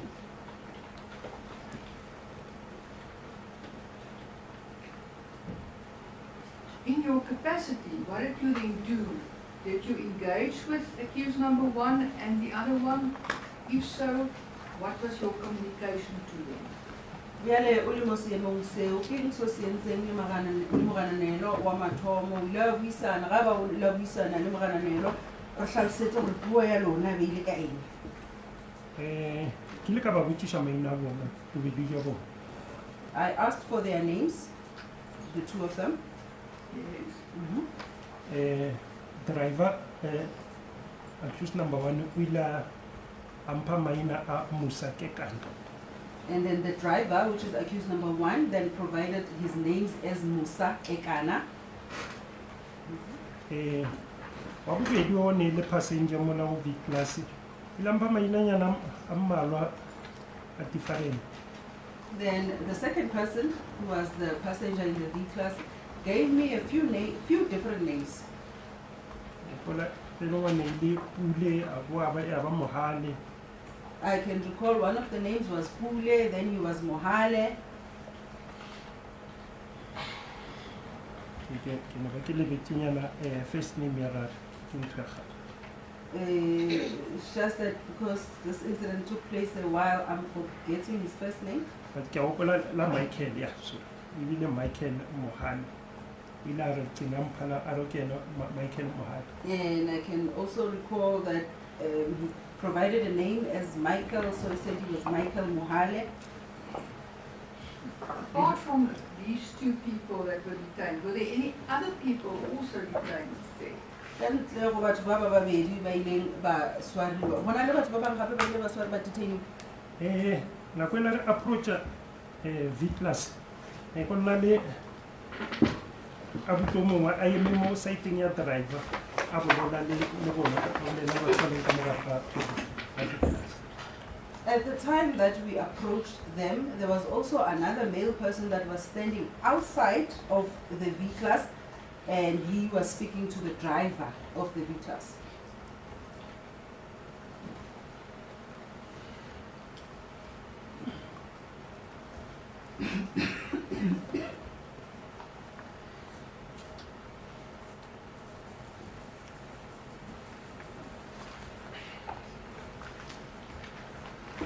Yes, what happened to this person?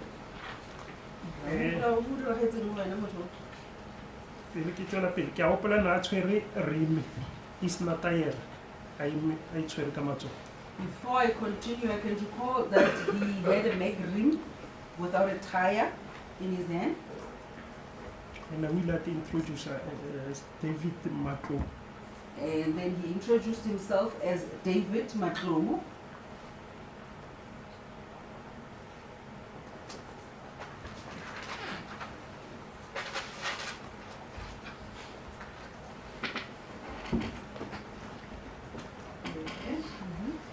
Nako e re ba patamisitse mo fase le ena At the time that we made them lie down, he was also lying down with them.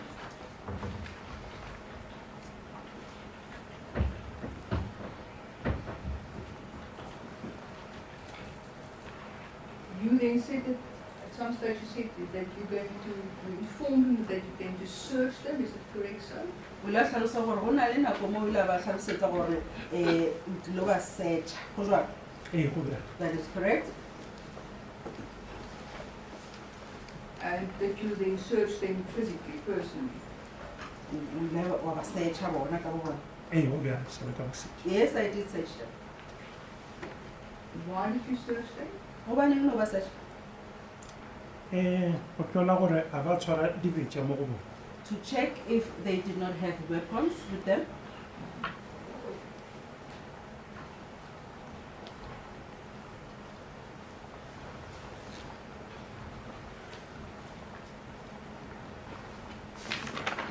Did you communicate anything else to them at that point?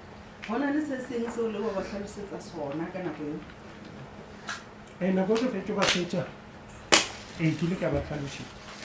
Hona le se seng seo ba hlaloseditseng sona ka ntle ka morago gore ba search. Yes, I did. What did you communicate to them? O itseng go bona.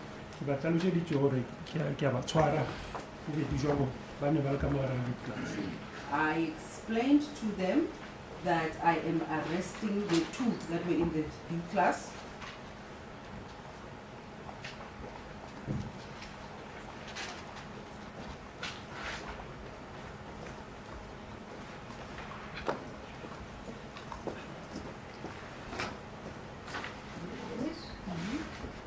For what were you arresting them? Uno ba tshwareleng.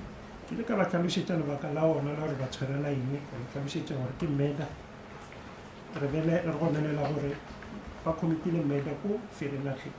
I explained to them that we were arresting them for suspected murder that they had committed in Vereeniging.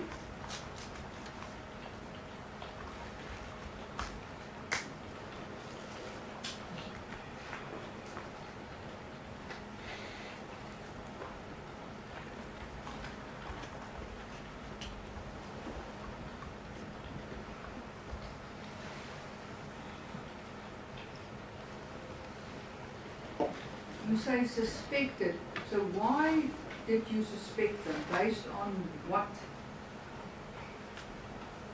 O ile a re wena ne le ba suspect gobaneng ke eng se entseng gore le suspecte seo goba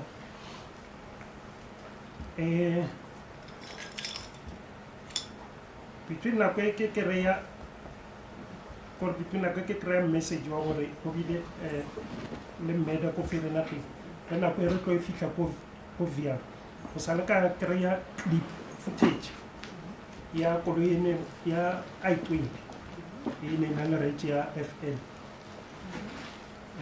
64MC GP gore ke yona ne le ko ba ke bona ba e drive-ileng until ko house number 34 50.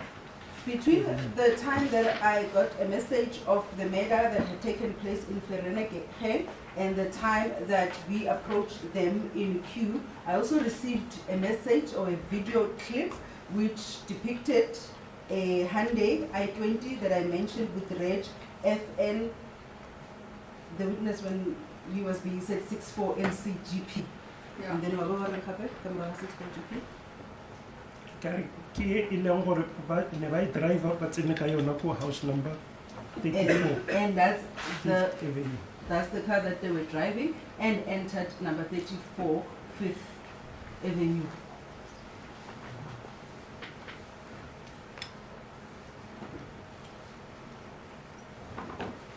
So apart from now explaining to them why you are arresting them, what else did you communicate to them? Gantle le gore wena o ba tsebisa gore la ba tshwara le ba tshwarela eng ke eng se seng gape se o ileng wa ba tlhalosetsa sona.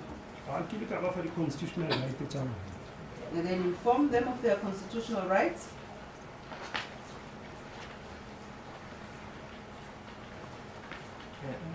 Meaning?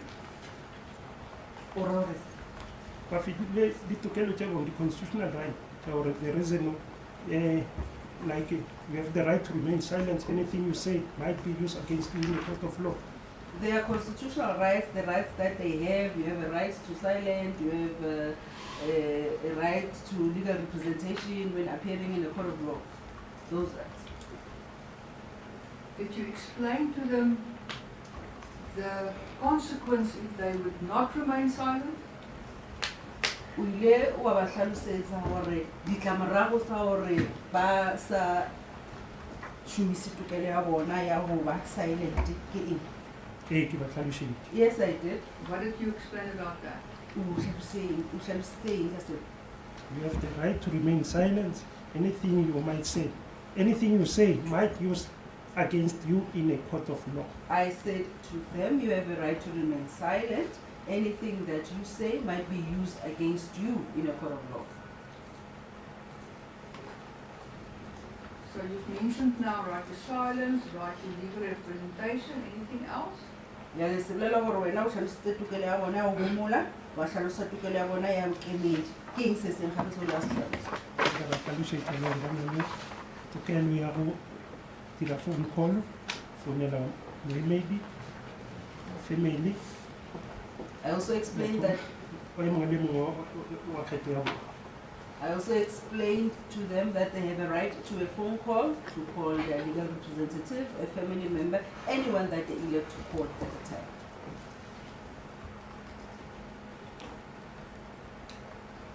Anything else? Le ya gore ba na le tokelo ya go challenge arrest ya bona mo court. Also informed that they have a right to challenge the rightfulness of their arrest in court. Right to challenge their rightfulness of their arrest in court.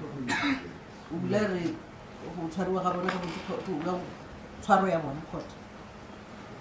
Okay. Banali uri banali ulasha sor banali tokelo ya eng court Ya gore ba ka buisha or ba challenge go tshwariwa ga bona gore ba releasiwe mo court.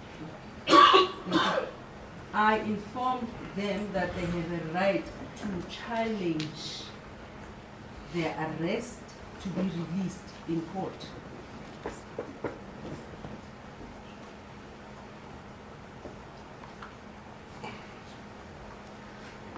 Anything else?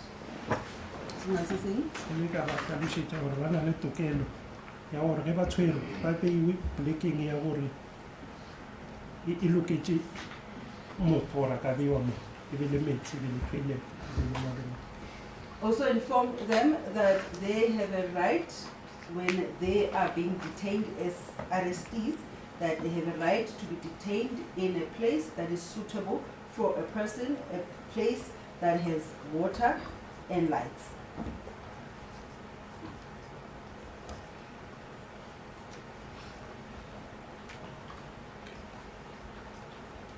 Anything else? Re ke gopola gore ke ba baletse tsone ditokelo tsa bona ka moka. I think I explained all their constitutional rights.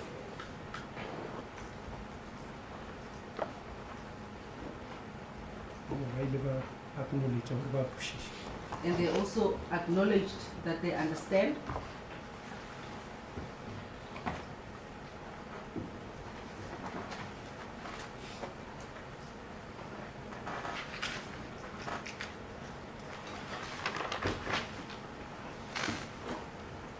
In what position was Tal and accused number one at that stage, physically? What position were they?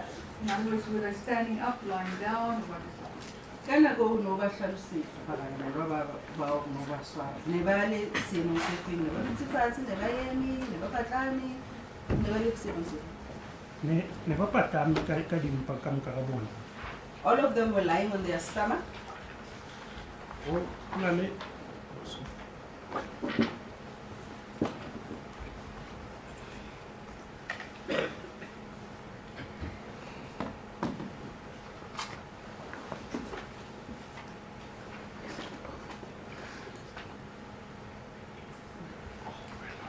I see that it is 3. The witness wanted to continue. Oh, is there still something else? Yes. Ona le nako e ke ileng ka bitsa Shepherd gore a batamele gaufi a tlo confirmela gore batho ba ithuba ke bona a ba bonego ba itswa ka viameng. There was a stage where I called Shepherd to get closer to confirm if the people that I was with are the people that he saw. Ba tsena ka 820 ba ba itswa ka V-Class. Are the people that he saw entering those premises in a Hyundai i20 and then drove out in a V-Class. And then? And nako a fitla ke nako e re tena accused number 1 gore a re lebelle mo matlong. And at the time that he arrived, that's when we were turning accused number 1 so that he can look at his face.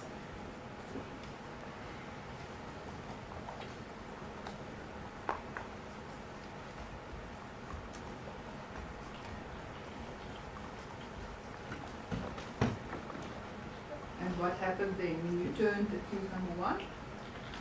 O ile a kgopela gore re be gentle mo go yena because a feel sharp.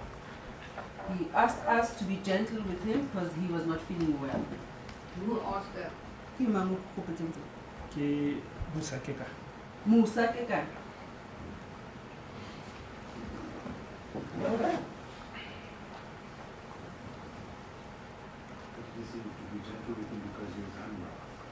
Or Musa Keka no la kgopela gore le be gentle le yena go bana ha tikwe gabotse. Gore a sharp ba ile ba mmotsisha gore bothata jwa go ke.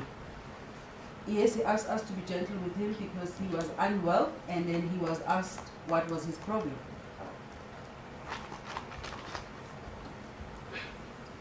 Yes. And then? O ile a tlhalosha gore na le sepetlele a bajwa. He then explained that he was in hospital because he was ill.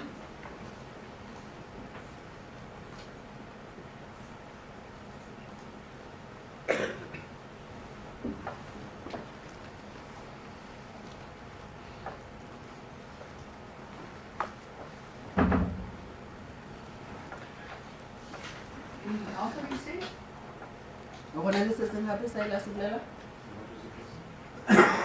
Anything else that he said? No. Ke gopola boletse a ile ila no a fetšo bolela se ba motšha bothata ke eng a re a tse kometse na bajwa le sepetlele.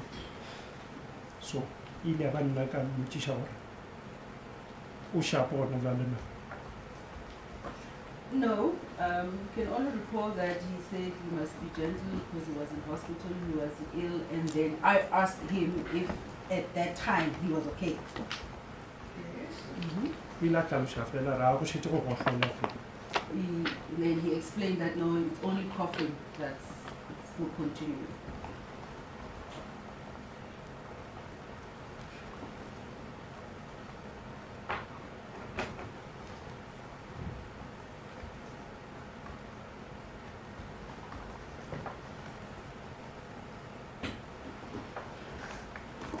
So when Mr. Shepard now approached, returned accused number 1, what did Mr. Shepard do?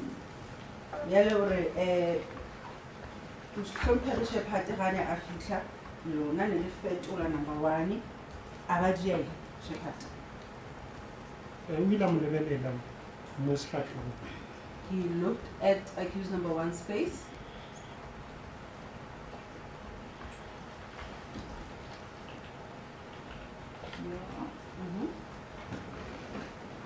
Yeah, this one was driving. I should accuse number 1. And then he said, yeah, this one is the one that was driving, pointing at accused number 1. And with regard to Tau? And then he got Tau here. He He explained that he was a passenger.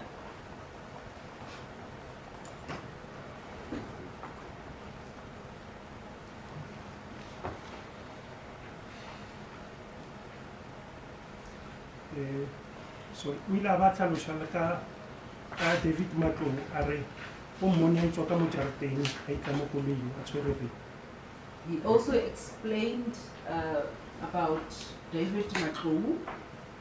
He said that he saw him coming out of the premises with the Megrin.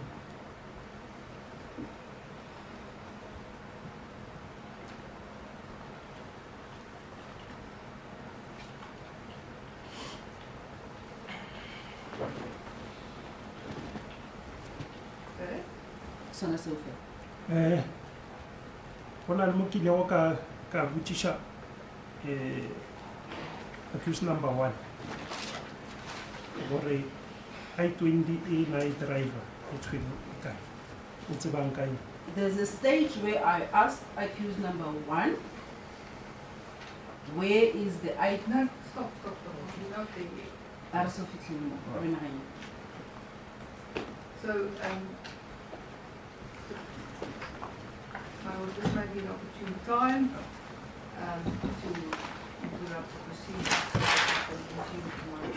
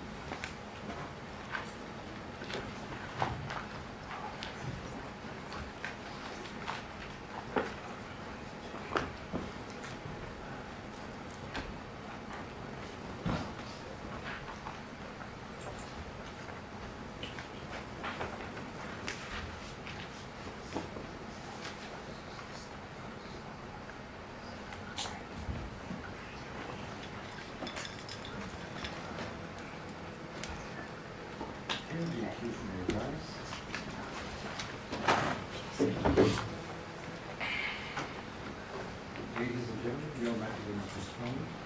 Back to the High Court of South Africa, Gauteng Division, Johannesburg. Sitting at the High Court, Johannesburg, Court number 4, Tuesday, the 28th day of July, 2026, at 09 hours 30 or so thereafter. Accused 1, 2, and 3, gentlemen, you are in custody, shall remain in custody until then. Accused number 4 and 5, ladies, you are on bail. The bail is extended according to the same conditions of the case.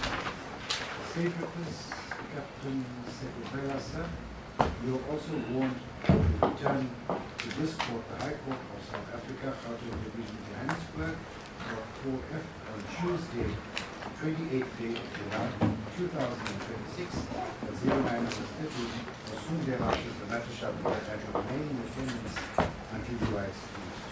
Failure for you to return and or to remain in attendance may result in the state of gratitude for the warrant.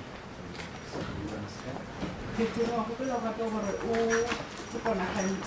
High Court ya Johannesburg, basically the 44 ka half past 9 ka Labobedi 28 tsa July 2026 gore gore o tswela pele ka bogatsi ba gago ga eba o ka se kgone go fitlhela court go dirisiwa lengolo la gore le wena o swane. Understand, Molo? Thank you so much. Thank you, counsel. See you tomorrow.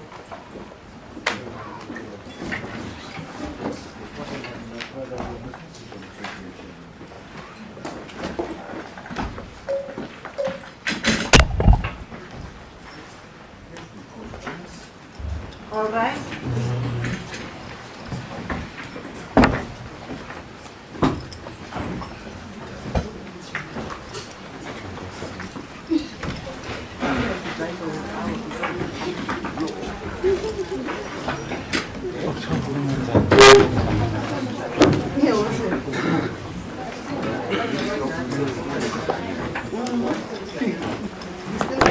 Yes.